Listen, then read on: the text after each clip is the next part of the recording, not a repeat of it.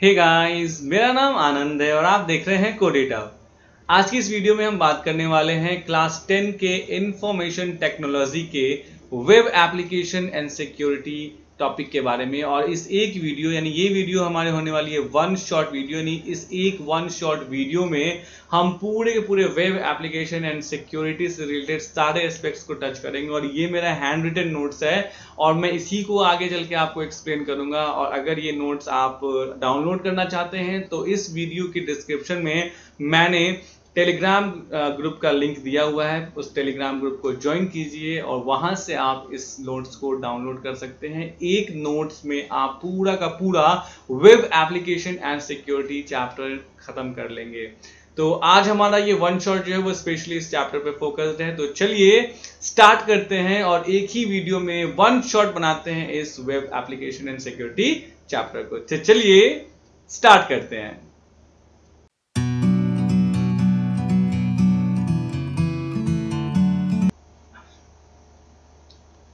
तो what is the topic for today?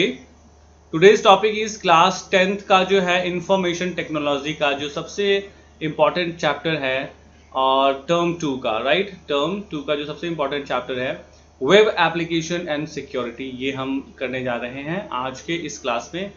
और सबसे पहले जो हमें जो जानना है वो है वर्किंग विद एक्सेसिबिलिटी ऑप्शंस। देखिए एक्सेसिबिलिटी ऑप्शंस क्या होते हैं, सबसे पहले ये समझिए शॉर्ट में। एक्सेसिबिलिटी ऑप्शंस का मतलब होता है कि जैसे कि हम मान लीजिए भगवान की कृपा से हम सब तरीके से सही है, मतलब हमारा हाथ पैर सही, सब कुछ सही सलामत है, बट बहुत से ऐसे लोग होते हैं जो फिजिकली हैंडीकैप्ड होते हैं और बहुत तरीके से वो डिसेबल्ड होते हैं। उन लोगों को हम लोग कहते हैं डिसेबल्ड पर्सन, मतलब जो या तो कम सुनते हैं या तो देख नहीं पाते हैं या तो उनका हाथ पैर में से कोई एक पार्ट होता है जो काम नहीं करता है। तो उनके लिए भी हमारे सिस्टम में जो है वो कुछ ऑप्शंस दिए गए हैं, जिन ऑप्शंस का यूज करके जैसे जो लोग कम देख पाते हैं, कम सुन पाते हैं, वो लोग भी जो है वो सिस्टम को, कंप्यूटर सिस्टम को आसानी से और पूरी अच्छी तरीके से यूज कर पाएंगे। ठीक है, तो वही चीज कहलाती है एक्सेसिबिलिटी ऑप्शंस। तो टाइप्स ऑफ, सबसे पहले हम ये पढ़ते हैं कि types of impairments impacting computer uses, यानी कि ऐसा कौन कौन सा इम्पेयरमेंट है। इम्पेयरमेंट मतलब क्या हुआ कि कौन कौन सी ऐसी परेशानियां हैं जो आपको कंप्यूटर को यूज करने में प्रभावित करती हैं, यानी कि कंप्यूटर आप यूज नहीं कर पाएंगे अच्छे से। जैसे एक सिंपल से एग्जांपल मैं आपको बताऊं कि अगर आपकी आंखें कमजोर है तो आप ऑब्वियसली बात है कंप्यूटर यूज नहीं कर पाएंगे, क्योंकि जब आप वेबसाइट सर्व करेंगे उसमें छोटी छोटी फॉन्ट साइज होती है तो आप उसको नहीं पढ़ पाएंगे। बहुत लोग ब्लाइंड भी होते हैं, बिल्कुल ही जिनको दिखता नहीं, वो कंप्यूटर कैसे यूज करेंगे। जो कम सुन सकते हैं वो कैसे करेंगे। तो मतलब क्या है कि इम्पेयरमेंट का मतलब होता है कि डिफरेंट डिसेबिलिटीज होती हैं, जिन डिसेबिलिटी की वजह से हो सकता है कि आप कंप्यूटर को यूज अच्छे से नहीं कर पाए। तो जो विंडोज ऑपरेटिंग सिस्टम है या फिर जो भी आप ऑपरेटिंग सिस्टम यूज करते हैं, उन्होंने आपको क्या फैसिलिटी दी है, कैसे उन्होंने आपको फैसिलिटेट किया है कि आप फिर भी, मतलब आप डिसेबल्ड हैं और फिर भी आप क्या कर पाए, यूज कर पाए किस चीज को, आपके कंप्यूटर को। तो उसके लिए ये चीज हमें पढ़ना है। टाइप्स ऑफ इम्पेयरमेंट्स, कितने तरह के इम्पेयरमेंट्स होते हैं। तो सबसे पहले इम्पेयरमेंट्स होते हैं वो होता है mobility impairment. Some persons who are of wheelchair do not get standard height to operate computer / some have problem in moving head and operate the hand and operate the keyboard. मतलब किसी के हाथों में प्रॉब्लम होती है, मतलब जैसे ये मैंने कुर्सी पे बैठा हुआ हूँ, जरूरी नहीं कुर्सी की हाइट मेरे जो है वो कंप्यूटर टेबल की हाइट से बिल्कुल मैच करे, है ना। तो जो व्हील चेयर पे है वो बेचारे ऐसे ऐसे करके उन्हें करना पड़ेगा, मतलब उचक के करना पड़ेगा। तो ये होती है मोबिलिटी, यानी कि आपको चलने फिरने या फिर अपने स्टैंडर्ड को, हाइट को मेंटेन करने में प्रॉब्लम आ रही है, दैट इज मोबिलिटी इंपेयरमेंट। दूसरा होता है विजन, देख नहीं पा रहे हैं, नो विजन, बिल्कुल विजन नहीं है, या ब्लडिश विजन है या लेस विजन है, कम विजन है। ठीक है, नेक्स्ट है थर्ड हियरिंग इंपेयरमेंट। ये क्या होता है, कम सुनना या लगभग नहीं के बराबर सुनना। स्पीच इंपेयरमेंट मतलब क्या हुआ कि people having speech impairment finds it difficult where audio input is required. मतलब जैसे कि अभी हम एलेक्सा को यूज करते हैं ना, तो जब अगर हम एलेक्सा को यूज कर रहे हैं तो एलेक्सा को यूज करने का मतलब क्या हुआ कि हमारे पास ये फैसिलिटी है कि हम बोलेंगे, एलेक्सा उसको रिकॉग्नाइज करेगी और फिर उसके अकॉर्डिंग जो है वो वर्क को परफॉर्म करेगी। लेकिन अगर मेरे पास स्पीच इंपेयरमेंट है, मतलब मैं सही से नहीं बोल पाता हूँ, सपोज कीजिए मैं तुतलाता हूँ, तो उस केस में क्या होगा, मैं सही से नहीं बोल पाऊंगा और एलेक्सा मेरी बात को नहीं समझ पाएगी। तो this is called what, speech impairment, और नेक्स्ट होता है स्पेसिफिक लर्निंग डिसेबिलिटी, यानी कि ये क्या होता है, like background music sensitivity, lower font size, cursive font issue, ये सारी चीजें स्पेसिफिक लर्निंग डिसेबिलिटी में आती है। मतलब कुछ ऐसे भी लोग होते हैं जिनको बैकग्राउंड म्यूजिक से बड़ा तकलीफ होता है, बहुत परेशानी हो जाती है, छोटे छोटे फॉन्ट साइज होते हैं या कर्सिव, जैसे कि ये अगर आपको दिखेगा तो आप समझ सकते हैं, ये दिखे तो आप समझ सकते हैं, लेकिन अगर ये दिखे तो हो सकता है किसी को ये लगे कि ये पता नहीं ये क्या है। मतलब क्या हुआ, स्पेसिफिक टाइप की लर्निंग डिसेबिलिटीज भी होती हैं। तो ये जो 5 होते हैं इसको याद कर लीजिएगा बिल्कुल, जिसको हम लोग कहते हैं क्या, इम्पेयरमेंट्स, ठीक है। और किस तरह के, 5 तरह के, मोबिलिटी, विजन, हियरिंग, स्पीच और कौन सा, स्पेसिफिक लर्निंग डिसेबिलिटी, इन सबको मैंने आपको बता दिया। अब आते हैं कि जिनको इस तरह की परेशानियां होती हैं, ठीक है, जो भी अभी हमने इम्पेयरमेंट्स पढ़ा कि लो विजन है, बैकग्राउंड म्यूजिक से प्रॉब्लम है, टाइप नहीं कर पाते हैं, मोबिलिटी वाला इश्यूज है, तो उनके लिए क्या क्या एक्सेसिबिलिटी फीचर्स दिए हैं हमारे विंडोज में, क्या क्या एक्सेसिबिलिटी फीचर्स दी गई हैं।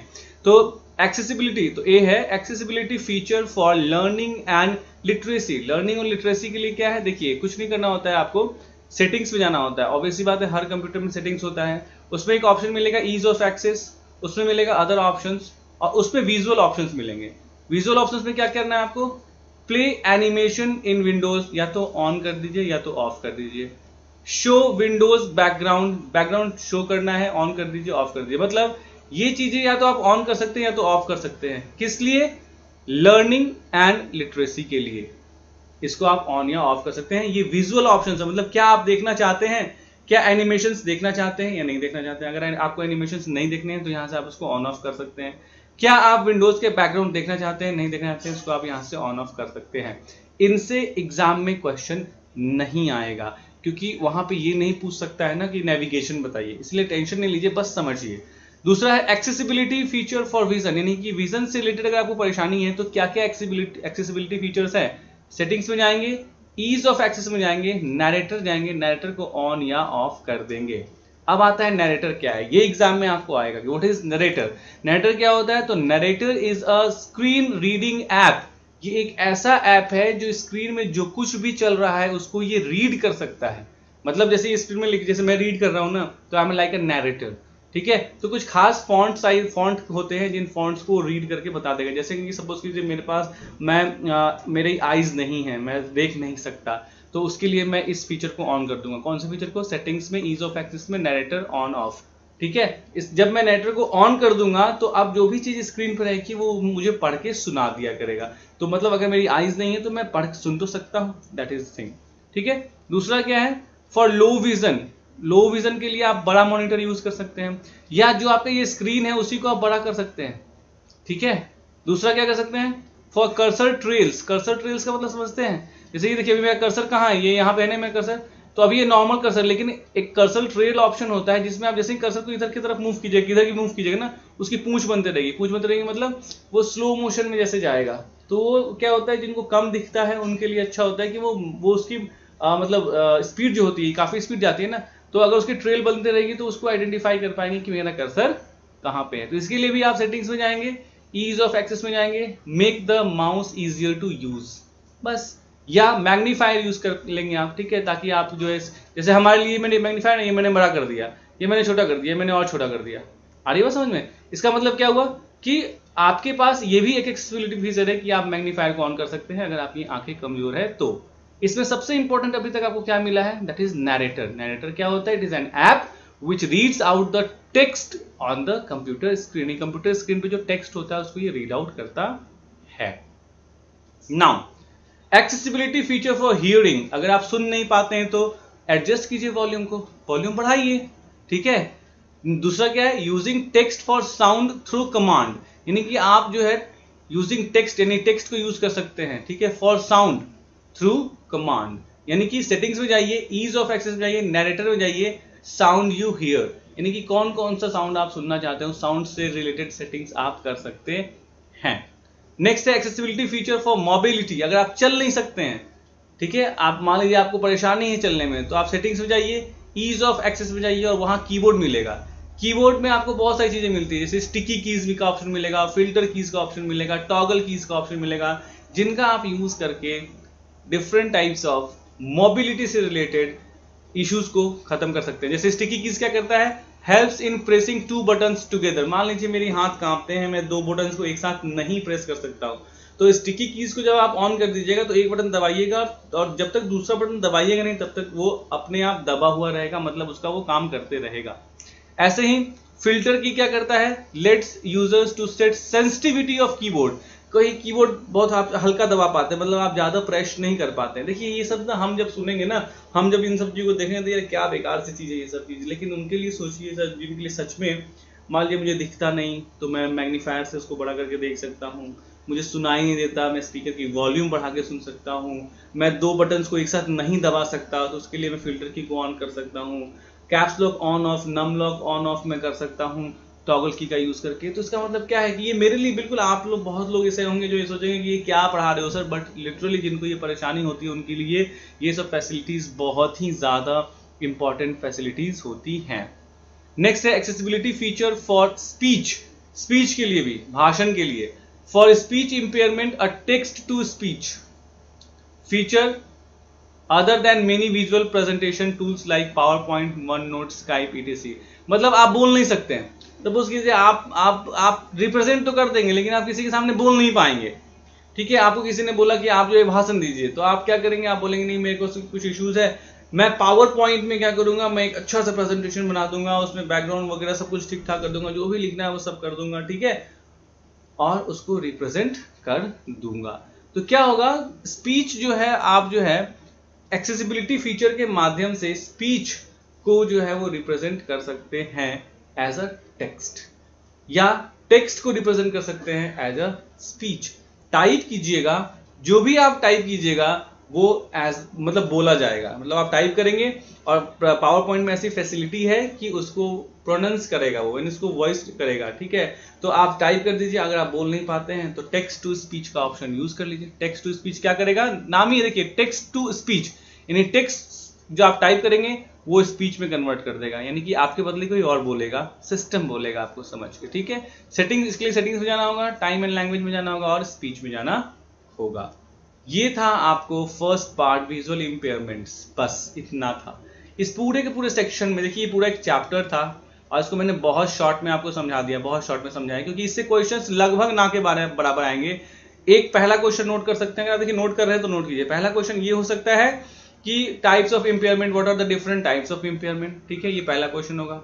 दूसरा क्या होगा कि एक्सेसिबिलिटी फीचर्स तो आपके पास हैं, अच्छी बात है, उसमें एक ऑप्शन ये पूछा कि नरेटर क्या होता है ये बताइए, ठीक है। फिर आपसे क्या पूछ सकता है कि टेक्स्ट टू स्पीच क्या होता है ये बताइए। ये इंपॉर्टेंट क्वेश्चन है फर्स्ट वाले सेक्शन से। अब आइए आगे बढ़ते हैं। दूसरा सबसे इंपॉर्टेंट जिससे क्वेश्चन एग्जाम में आएगा ये है यूनिट नेटवर्किंग फंडामेंटल्स। ये वो यूनिट है जहां से आपको सबसे ज्यादा क्वेश्चंस पूछे जाएंगे। तो अब नेटवर्किंग स्टार्ट करते हैं। और नेटवर्किंग में क्या है, तो सबसे पहले हमें ये जानना है कि नेटवर्क क्या होता है। देखिए network is nothing but it is an interconnection of two or more computing devices। देखिए interrelated and interconnected, ये दो वर्ड होते हैं। अगर यूज कीजिएगा तो आपका डेफिनेशन बहुत स्ट्रांग बन जाएगा, नहीं यूज कीजिएगा तो भी कोई बात नहीं, ठीक है। तो बेसिकली होता क्या है, ध्यान समझिएगा, जब दो या दो से अधिक कंप्यूटर्स को हम इस तरीके से कनेक्ट कर देते हैं कि वो डेटा और इंफॉर्मेशन को क्या कर पाए, शेयर कर पाए, तो दैट इज कॉल्ड नेटवर्क। यानी कि नेटवर्क का मतलब क्या होता है, जब हम दो या दो से अधिक कंप्यूटर को आपस में कनेक्ट करते हैं।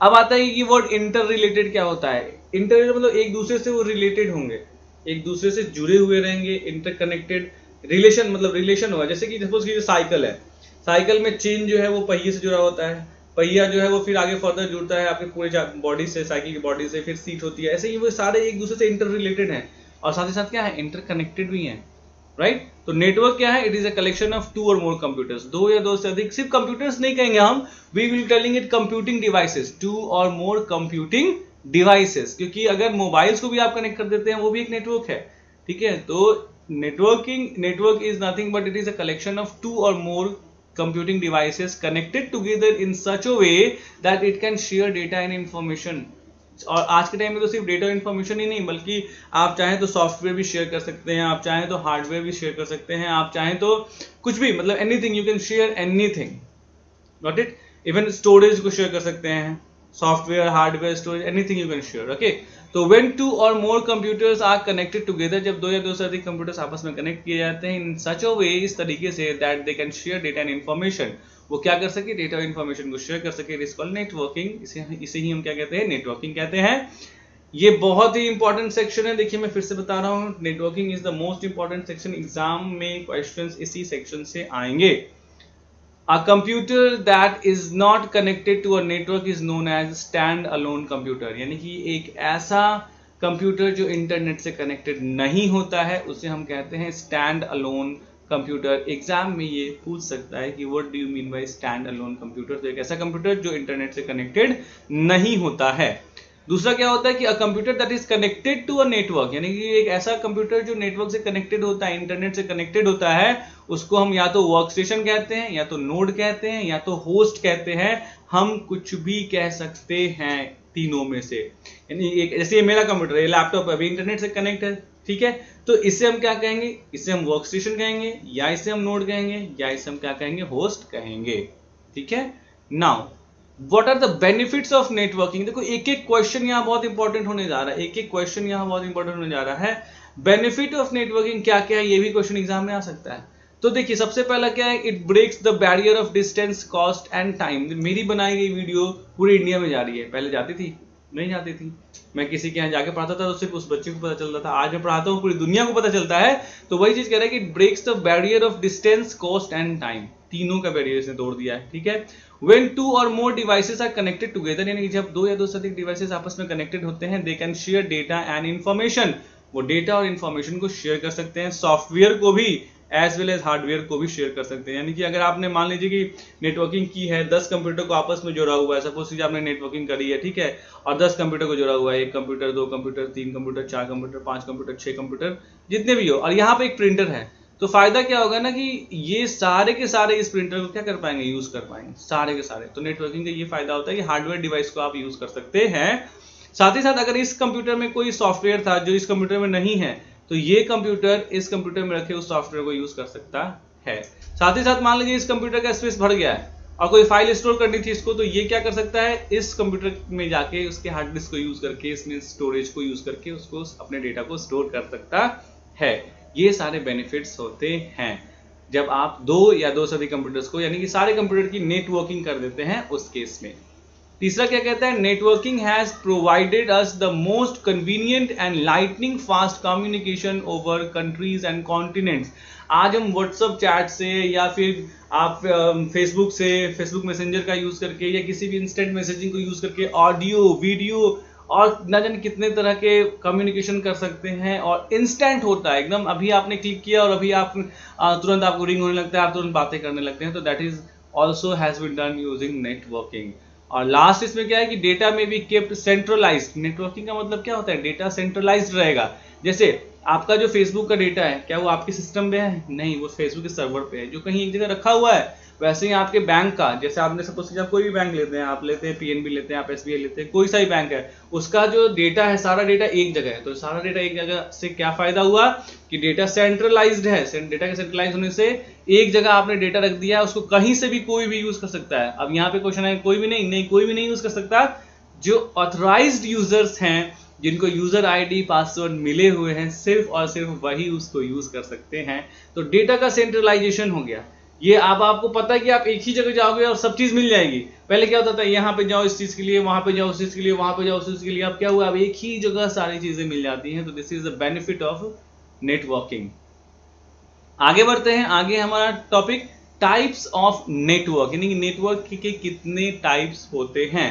तो network is nothing but interconnection between two और more computers in such a way that it share data and information. एकदम रट लीजिएगा क्योंकि एग्जाम में ये आना ही आना है, इसी से क्वेश्चंस आने हैं। अब जब नेटवर्किंग की हम बात करते हैं, तो नेटवर्क को बांटने के लिए अगर आप जियोग्राफिकल स्पैन के बेस पे बांटिए। जियोग्राफिकल स्पैन का मतलब होता है कि कितना दूरी का वो एरिया कवर करता है। कोई नेटवर्क कितनी दूरी का एरिया कवर करता है, इसको हम लोग कहते हैं बेस्ड ऑन जियोग्राफिकल स्पैन। उसके बेस पे 4 पार्ट में बांटा गया है। PAN personal area network full form होगा, LAN local area network full form होगा, MAN metropolitan area network full form होगा, और वैन wide area network full form होगा। अब थोड़ा सा कॉन्सेंट्रेट कीजिएगा 2 मिनट के लिए, ये चारों एक बार में क्लियर हो जाएगा। देखिए, जब 2 मोबाइल्स के बीच में आप कनेक्शन कर देते हैं तो प्राइवेटली करते हैं ना। हमको मान लीजिए मेरे भाई के मोबाइल से डेटा कुछ ट्रांसफर करना था, कुछ फाइल्स ट्रांसफर करना था, तो पर्सनल एरिया नेटवर्क का मतलब होता है कि 2 डेडिकेटेड डिवाइसेस के बीच में या 2 या 3 डेडिकेटेड डिवाइसेस के बीच में आपने एक छोटा सा नेटवर्क क्रिएट किया, कनेक्ट कर दिया उन दोनों को, ताकि डेटा इंफॉर्मेशन हम शेयर कर सके, जैसे ब्लूटूथ के जरिए, ठीक है, शेयर इट के जरिए हम क्या कर सके, डेटा शेयर करते हैं। That is called PAN. LAN क्या होता है? लैन एक बिल्डिंग तक हो सकता है, एक ऑफिस तक हो सकता है। मतलब क्या हुआ कि जब छोटे एरिया की हम बात करते हैं, और बेसिकली लैन का एरिया जो होता है वो अप टू 5 किलोमीटर्स तक होता है। लैन का एरिया क्या होता है? It is up to 5 kilometres. तो यानी कि एक बिल्डिंग है, एक ऑफिस है, मान लीजिए यूनिवर्सिटी है, हॉस्पिटल है, इन सारे कंप्यूटर्स को, मतलब इनमें रखे हुए सारे कंप्यूटर्स को जब आप कनेक्ट कर देंगे तो that will become what? That will become LAN, local area network. दूसरा होता है MAN. MAN stands for metropolitan area network. ये क्या होता है? मेट्रोपॉलिटन सिटीज, यानी पूरा एक सिटी, जब आप पूरे एक सिटी में के सारे कंप्यूटर्स को एक साथ देखते हैं और उसको एक टर्म देना चाहते हैं, then it becomes what? MAN, that is metropolitan area network. और फोर्थ होता है वैन। वैन मतलब wide area network. Wide area network मतलब पूरी, मतलब globe. It is spread across the continent, across the globe, यानी कि पूरी मतलब दुनिया के कंप्यूटर्स में कनेक्शन अगर एस्टैब्लिश आप कर देते हैं तो दैट बिकम्स व्हाट? वैन। और यही जो है हमारे इंटरनेट का एक फॉर्म है। वैन इज व्हाट? इंटरनेट। तो मतलब अगर आप देखिए, अगर आप कैपेसिटी की बात करिए तो इसकी दूरी बहुत छोटी होती है, इसकी दूरी उससे ज्यादा होती है, उससे ज्यादा होती है, सबसे ज्यादा होती है। अगर आप स्पीड की बात करेंगे तो सबसे ज्यादा स्पीड पैन में, फिर लैन में, फिर मैन में, और सबसे कम स्पीड वैन की होती है। ठीक है। डिस्टेंस की बात करें तो सबसे कम डिस्टेंस होता है, उससे ज्यादा डिस्टेंस होता है, उससे ज्यादा डिस्टेंस होता है, सबसे ज्यादा डिस्टेंस होता है। तो मतलब ऊपर से नीचे की तरफ अगर आप आएंगे और हर चीज को देखेंगे तो धीरे धीरे बढ़ता है। ठीक है। इस तरीके से एक ही जगह आपने, I hope, PAN, LAN, MAN और वैन को समझ के लिया होगा। तो this differentiation was based on what? Geographical span. Geographical span का मतलब हुआ कि कितनी जगह तक फैला हुआ है, उसके बेस पे हो गया पैन, लैन, मैन और वैन। अब दूसरा क्या होता है? दूसरा एक और कैटेगराइजेशन है जो होता है based on component role. Component role का मतलब क्या हुआ कि जो कंप्यूटर्स जिनको आपने जोड़ा है, यानी कंप्यूटर्स नेटवर्किंग में क्या करते हैं कि ये कंप्यूटर है, ये कंप्यूटर है, ये कंप्यूटर है, ये कंप्यूटर है, इनको सबको जोड़ते हैं ना आपस में। तो जो आपने नेटवर्किंग में इन सारे कंप्यूटर्स को जोड़ा है वो किस तरह का रोल प्ले कर रहे हैं, which type of role they are playing, उसके बेस पे पीयर टू पीयर और क्लाइंट सर्वर। इसको भी यही समझ लेते हैं। पीयर टू पीयर का मतलब क्या हुआ कि जैसे यहाँ पे है, मान लीजिए पीयर टू पीयर नेटवर्क किसको कहेंगे कि मान लीजिए आपको कहा गया कि नेटवर्किंग कर दो, आपके पास 4 कंप्यूटर था, आपने कहा कि नहीं, इसमें से मैं ना किसी को मेन सर्वर नहीं बनाऊंगा। जैसे जब भी नेटवर्किंग हम करते हैं, किसी एक कंप्यूटर को जो उसमें सबसे पावरफुल होता है उसको हम एज ए सर्वर ट्रीट करते हैं। ठीक है। सर्वर मतलब जो सबको संभालेगा। ठीक है। लेकिन हम पीयर टू पीयर में ऐसा नहीं करते हैं। पीयर टू पीयर में क्या करेंगे? इसको इससे कनेक्ट कर देंगे, इसको इससे कनेक्ट कर देंगे, इसको इससे कनेक्ट कर देंगे, ये तीनों से कनेक्ट हो गया। अब इसकी बात आती है तो ये इससे कनेक्टेड है, इसको इससे कनेक्ट कर देंगे और इसको इससे भी कनेक्ट कर देंगे, हो गया। अब इसकी बारी आती है, ये इससे कनेक्टेड है, ये इससे कनेक्टेड है, इससे भी डायरेक्ट कनेक्ट कर देंगे। ठीक है। अब इसकी बारी आती है, ये इससे भी कनेक्टेड है, ये इससे भी कनेक्टेड है, ये इससे भी कनेक्टेड है। तो this is the example of peer to peer network, जिसमें सारे एक दूसरे से इंटरकनेक्टेड होते हैं। जितने भी नोड्स होते हैं, नोड मतलब ये कंप्यूटर को हम लोग नोड कहेंगे, जितने भी वर्क स्टेशन होते हैं सब के सब आपस में क्या होते हैं? इंटरकनेक्टेड होते हैं। This is what? Peer to peer. दूसरा क्लाइंट सर्वर। क्लाइंट सर्वर में क्या होता है कि ये 4 कंप्यूटर आपको दिया ना, 1 2 3 4, तो आप क्या करेंगे? एक को आप मेन सर्वर बना देंगे और बाकी सबको क्या कर देंगे? उससे कनेक्ट कर देंगे। ठीक है। ऐसे कर देंगे। ये जो बीच वाला हो जाएगा ये मेन सर्वर हो जाएगा, SERVER। तो सर्वर क्या होता है? सबसे जो पावरफुल कंप्यूटर होता है, दैट इज कॉल्ड सर्वर। मतलब 10 कंप्यूटर अगर आपको मैं देता हूं तो उसमें से कोई एक कंप्यूटर तो ऐसा होगा ना जो बहुत पावरफुल होगा, that computer is called what? Server. Okay. Now 2 term होता है सर्वर में भी, आप जानिए। एक होता है डेडिकेटेड सर्वर और एक होता है नॉन डेडिकेटेड सर्वर। एक होता है डेडिकेटेड सर्वर और एक होता है नॉन डेडिकेटेड। अब मान लीजिए, देखिए आपके पास 10 कंप्यूटर है, अब उसमें आपकी मजबूरी है कि उन 10 में से किसी एक को सेलेक्ट करके सर्वर बना देना है, तो उसको हम लोग कहेंगे नॉन डेडिकेटेड सर्वर। मतलब जबरदस्ती एक सर्वर बना दिया, क्योंकि बिना सर्वर के तो हम नेटवर्किंग कर ही नहीं सकते हैं, तो जबरदस्ती के मायने में किसी एक को हमने बना दिया, ये चाहिए सर्वर रहेगा, ठीक है। 10 कंप्यूटर में जो भी कंप्यूटर सबसे अच्छा था।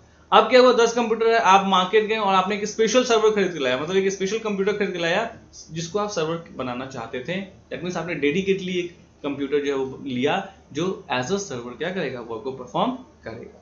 तो दो तरीके से हमने पढ़ लिया। पहला क्या पढ़ा, बेस्ड ऑन जियोग्राफिकल स्पैन। दूसरा क्या पढ़ा, बेस्ड ऑन कंपोनेंट रूल, यानी कि किस तरह के हर एक कंप्यूटर रोल प्ले करता है। और तीसरा सॉरी कि based on networking medium use, यानी किस तरह का नेटवर्किंग मीडियम यूज किया गया, वायर्ड या वायरलेस। याद रखिएगा, वायर्ड वाले को हम लोग गाइडेड भी कहते हैं और वायरलेस वाले को हम लोग अनगाइडेड भी कहते हैं। अब इन्हीं चीजों को देखिए मैंने लिख दिया है, बेस्ड ऑन जियोग्राफिकल स्पैन। ये जो पैन मैंने आपको समझाया, personal area network in this type of network, पढ़ते चले जाइएगा। देखिए सेम वही चीज जो मैंने समझाया, इन this type of network 2 or more devices are connected in a very close range using Bluetooth infrared having radius 5 to 10 meters। ये याद रखिएगा। For example, connection between two mobile phones for sharing data and information। Example तो अपने phones को जो हम share करते हैं। दूसरा हमारा LAN है, लोकल एरिया नेटवर्क, जो LAN stands for local area network. It is network of computers within a building, एक बिल्डिंग, एक ऑफिस, एक यूनिवर्सिटी और an organisation having radius ranging between 1 to 5 kilometre, यानी 1 से 5 किलोमीटर तक के रेडियस में होना चाहिए, उससे ज्यादा बड़ा नहीं होना चाहिए, वो लैन होता है। दूसरा होता है मैन। मैन का फुल फॉर्म क्या होता है, मेट्रोपॉलिटन एरिया नेटवर्क। तो यहाँ लिखा हुआ है कि man stands for metropolitan area network which is usually spread over a city, जो पूरे एक सिटी तक क्या होता है, फैला हुआ रहता है। The best example of man is cable TV network, यानी कि देखते हैं केबल टीवी नेटवर्क आपके भी सिटी में केबल टीवी नेटवर्क पूरे सिटी में फैला हुआ होगा, ठीक है, because it is spread over a city. Okay, now when, ये तो भगवान ही है, सब कुछ है इसमें, है ना। वाइड एरिया नेटवर्क, तो वैन stands for wide area network and is spread over the globe, पूरे विश्व में फैला हुआ है। वैन further leads to the concept of internet, और यही इसी से तो आया है इंटरनेट कॉन्सेप्ट, ठीक है। सो इसलिए एज पर द एक्वायर्ड, यानी कि इसलिए एज पर साइज एक्वायर्ड, यानी कितना साइज लिया है उस नेटवर्क ने, नेटवर्क कितने पार्ट में बटा है, पैन, पैन से बड़ा लैन, लैन से बड़ा मैन और मैन से बड़ा वैन, ठीक है। तो ये है आपको पैन, लैन, मैन और वैन। पैन सबसे छोटा, लैन उससे बड़ा, मैन उससे भी बड़ा और वैन सबसे बड़ा। ये यूजुअली 10 to 20 मीटर्स की बात करता है, ठीक है। ये अप टू 5 किलोमीटर्स की बात करता है, ये अप टू 100 किलोमीटर्स तक की बात करता है, और उससे ऊपर के रेंज को हम वैन कहते हैं। Got it. Now based on component role, client server architecture, मैंने बताया था ना कि कोई एक सर्वर बना दीजिए, ठीक है, और उस सर्वर, वो ऑब्वियस बात है इंटरनेट से यूज होगा, उस सर्वर से सारे कंप्यूटर को क्या कर दीजिए, जोड़ दीजिए। तो देखिए सर्वर का मतलब क्या होता है, सर्वर वो होता है जो मेन कंप्यूटर होता है। जैसे फेसबुक का सर्वर, आपको आपका सारा डेटा फेसबुक के सर्वर पे है, और आप जब अपने कंप्यूटर से फेसबुक में लॉग इन करते हैं तो आप क्या बन जाते हैं, क्लाइंट बन जाते हैं।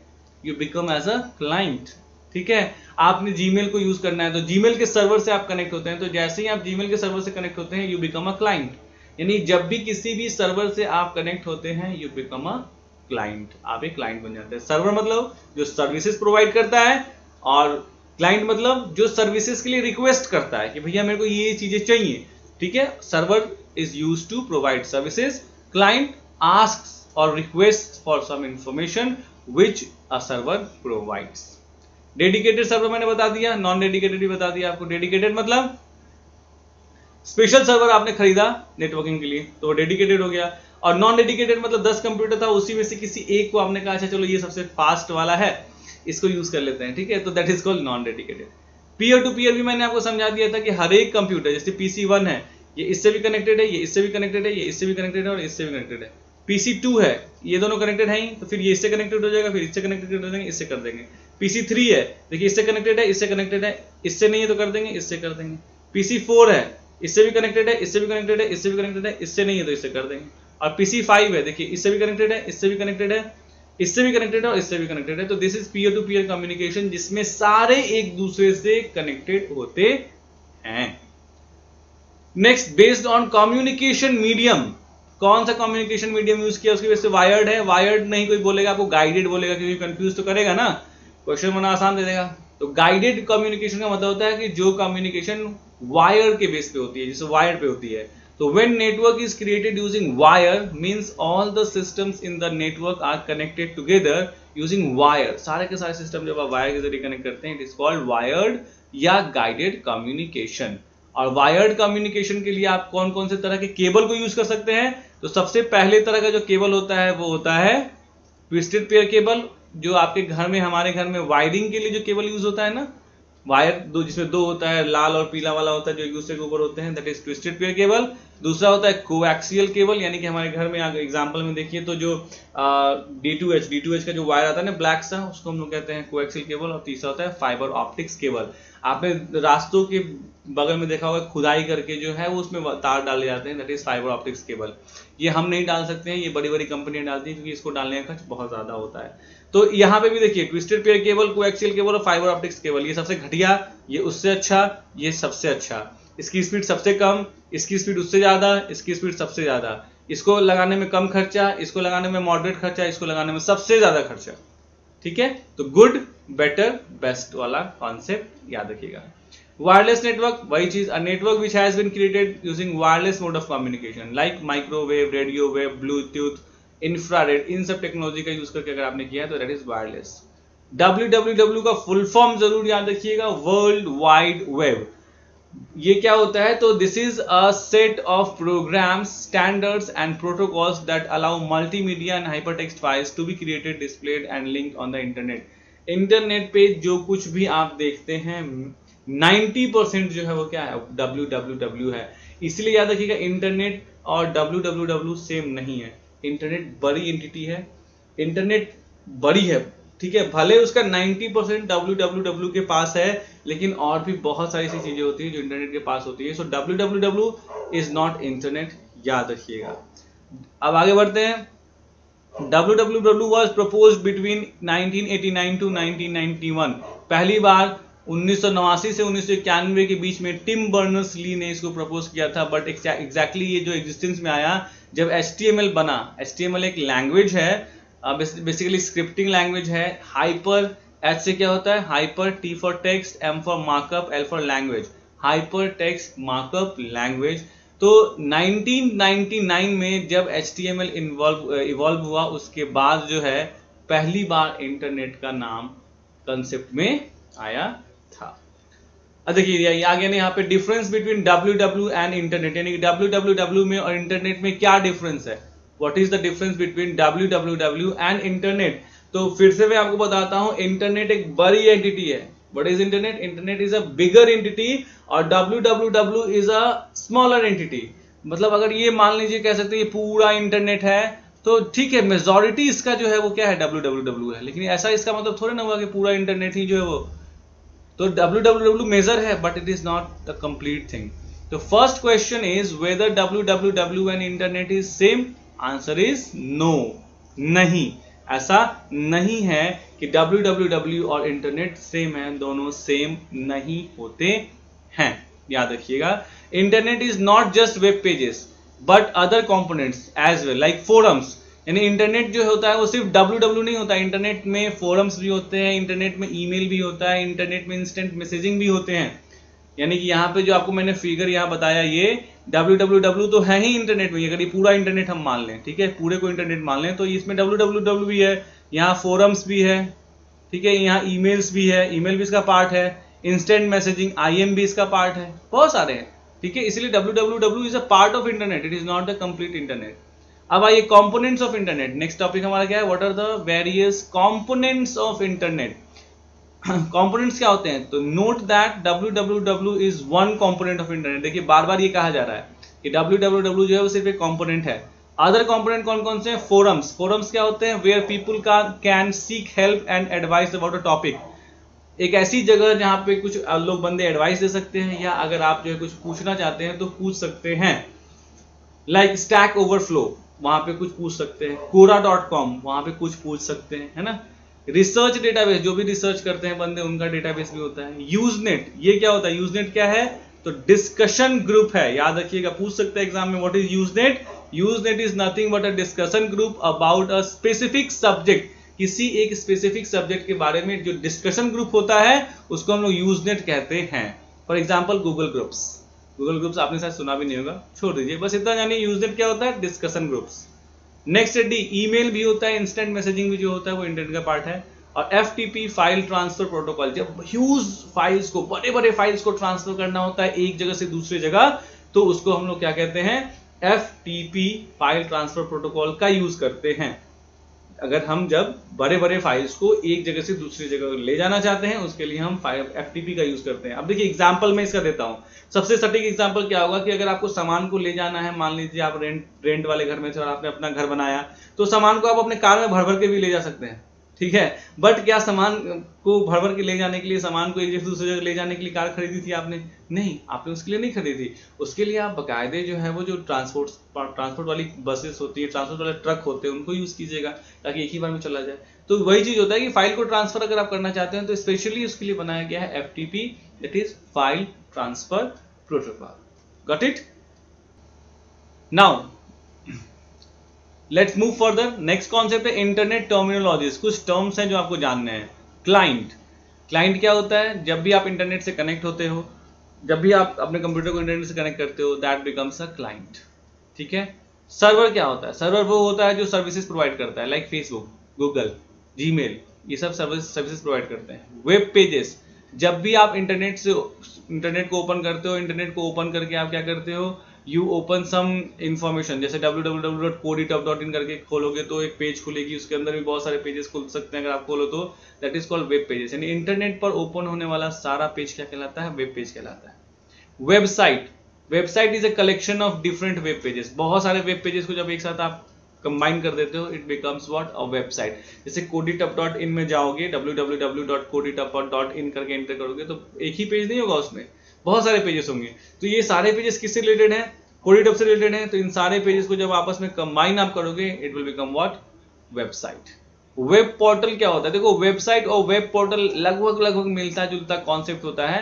बेसिकली अ वेबसाइट और services that offers resources such as emails, forums, etc। इसका मतलब क्या हुआ कि वेब पोर्टल जो होता है वो किसी खास तरह की सर्विसेज प्रोवाइड करने वाला होता है। जैसे ईमेल की सर्विसेज प्रोवाइड करने वाला वेब पोर्टल कौन होगा? तो याहू होगा। सर्च इंजन कौन होगा? Yahoo, MSN। मतलब क्या हुआ कि जो किसी खास तरह की चीजों को के लिए बनाया गया है। वेबसाइट वैसी वेबसाइट जो किसी खास तरह की चीजों के लिए बनाया गया है, that is called web portal. Next है वेब ब्राउजर। वेब ब्राउजर क्या होता है? What is a web browser? Internet को चलाने के लिए, यानी कि इंटरनेट आपके पास है कनेक्शन, आप कोई वेबसाइट ओपन करना चाहते हैं, www.facebook.com, ये कहां टाइप कीजिएगा? तो इसके लिए आपको चाहिए होता है वेब ब्राउजर। वेब ब्राउजर वो सॉफ्टवेयर होता है, ठीक है, जो क्लाइंट के सिस्टम में इंस्टॉल्ड होता है। यानी जैसे मेरा सिस्टम में क्लाइंट का सिस्टम है, इंस्टॉल होता है, जैसे गूगल क्रोम हो गया, मोजिला फायरफॉक्स हो गया, इंटरनेट एक्सप्लोरर हो गया, सफारी हो गया, ये सब ब्राउजर्स हैं जिसके अंदर हम जाते हैं और इंटरनेट को क्या करते हैं? ब्राउज करते हैं। क्लाइंट और वेब क्लाइंट लगभग एक ही चीज है।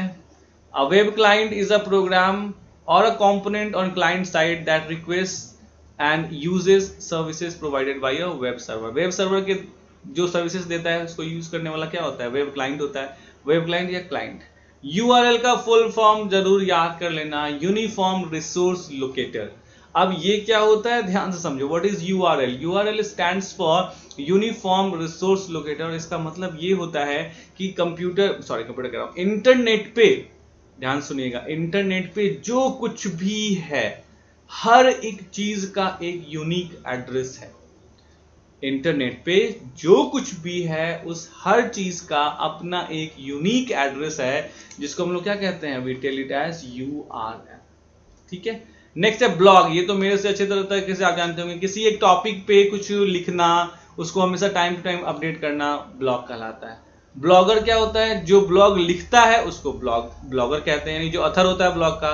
और ब्लॉगिंग, ब्लॉग को बनाने से लेके अपडेट करने से लेके जितनी भी चीजें होती हैं, यानी कि ब्लॉग के जो प्रोसेसेस होते हैं उनको हम लोग ब्लॉगिंग कहते हैं। जैसे अगर मैं ब्लॉग लिख रहा हूं तो मैं ब्लॉगर हूं, ठीक है, और मैं लिखने का काम कर रहा हूं, अपडेट करने का काम कर रहा हूं, तो मैं क्या बोलूंगा? मैं बोलूंगा मैं ब्लॉगिंग कर रहा हूं। Got it? न्यूज ग्रुप क्या होता है? तो इंटरनेट डिस्कशन फोरम्स, यानी कुछ डिस्कशन करना है आपको, ठीक है। We are group of users with common interest gather to discuss on a common topic of interest. एक न्यूज ग्रुप, एक किसी खास टॉपिक पे बात करनी है, तो आप क्या बनाओगे, that is news group. Email, मेरे से अच्छी तरीके से आप जानते हो, ईमेल भेजना है, इलेक्ट्रॉनिक मेल, ईमेल का full form electronic mail. Email address, किसी को भी अगर ईमेल भेजना है तो बिना ईमेल एड्रेस के नहीं भेज सकते हो आप मेल। जैसे अगर आपको मुझे मेल भेजना है तो you will be sending it coditupofficial@gmail.com, ये मेरा ईमेल आईडी है, coditupofficial@gmail.com। तो ये this is my email ID, ठीक है, गॉट इट। इसमें आप मुझे ईमेल भेज सकते हो। मर्जी आपकी, जबरदस्ती नहीं है, don't worry for that. Now through internet connectivity options, देखो internet connectivity through dial up connection. पहले के जमाने में डायल अप होता था, अब नहीं होता है, अभी भी होता होगा तो बहुत रेयर जगहों पे है। डायल अप कनेक्शन का मतलब क्या होता है कि पहले मोबाइल से एक नंबर डायल करना, सॉरी मोबाइल कह रहा हूँ, बेस फोन जानते हो, तो ट्रिंग ट्रिंग बजता था, मैंने यूज किया इस कॉन्सेप्ट को, ठीक है। तो डायल अप कनेक्शन का मतलब होता है कि एक टेलीफोन जो होगा, उस टेलीफोन से आपका इंटरनेट कनेक्ट होगा, फोन उठाओगे, एक नंबर डायल करोगे, वो नंबर से फिर इंटरनेट कनेक्ट होगा, that is called dial up connection. Broadband connection आप अच्छी तरह जानते हो, हाई स्पीड कनेक्शन होता है, और वायरलेस कनेक्शन भी होता ही होता है। जैसे अभी सपोज करो जियो के जरिए आप इंटरनेट यूज कर रहे हो, एयरटेल के जरिए यूज कर रहे हो, ठीक है। ब्रॉडबैंड बेसिकली जो होता है वो क्या होता है, वायर्ड होता है, ठीक है। वाईफाई का फुल फॉर्म जरूर याद कर लेना, वायरलेस फिडेलिटी इसका फुल फॉर्म होता है, जिससे आप मल्टीपल डिवाइसेस को कनेक्ट कर सकते हो। और वाईफाई हॉटस्पॉट, ये तो मोबाइल की ही चीज है, अगर आपके पास मोबाइल में जो डेटा है उसको आप स्प्रेड करना चाहते हो ताकि आपके अगल बगल के फैमिली मेंबर्स है जिनको आप पासवर्ड बताओ वो भी उस नेटवर्क को यूज करके इंटरनेट से जुड़ सके, उसके लिए आप वाईफाई हॉटस्पॉट यूज कर सकते हो। एक नया कॉन्सेप्ट है वाई मैक्स। वाई मैक्स क्या है, तो ये ध्यान समझिएगा, वाईफाई तो सब कुछ सबको ही लिख देता है, बट वाई मैक्स में इशू आ जाता है। WiMAX is a wireless digital communication system. WiMAX can provide broadband wireless access, यानी कि WiMAX के जरिए ब्रॉडबैंड सर्विसेज भी आप ले सकते हैं, ठीक है। BWA, B से ब्रॉडबैंड, W से wireless, A for access. Up to 30 miles यानी 50 किलोमीटर तक इसका रेंज होता है अगर फिक्स्ड स्टेशन है तो, मतलब किसी एक फिक्स जगह से, ठीक है। और 3 to 10 माइल्स यानी 5 to 15 kilometre from mobile station, यानी WiMAX के स्टेशंस भी होते हैं, इनके स्टेशंस बनाए गए हैं जो फिक्स्ड स्टेशंस है, वहां से मैक्सिमम 50 किलोमीटर तक की दूरी तक ये जो है वो कनेक्शन दे सकता है। और जबकि जो मोबाइल है, मतलब जैसे सपोज कि जो ट्रकों पे होते हैं या फिर जो खास तरह के इक्विपमेंट्स होते हैं जिनको एक दूसरे को लेके जा सकते हैं, उनकी जो रेंज होती है वो 5 to 15 किलोमीटर होती है। यानी WiMAX वाईफाई का बहुत छोटा एरिया होता है क्योंकि आपके घर में वो पकड़ेगा, उसके बाहर हल्का फुल्का दूरी तक पकड़ सकता है, लेकिन WiMAX जो होता है वो बहुत इसका बड़ा रेंज होता है, 50 किलोमीटर तक का रेंज होता है अगर ये फिक्स्ड है तो।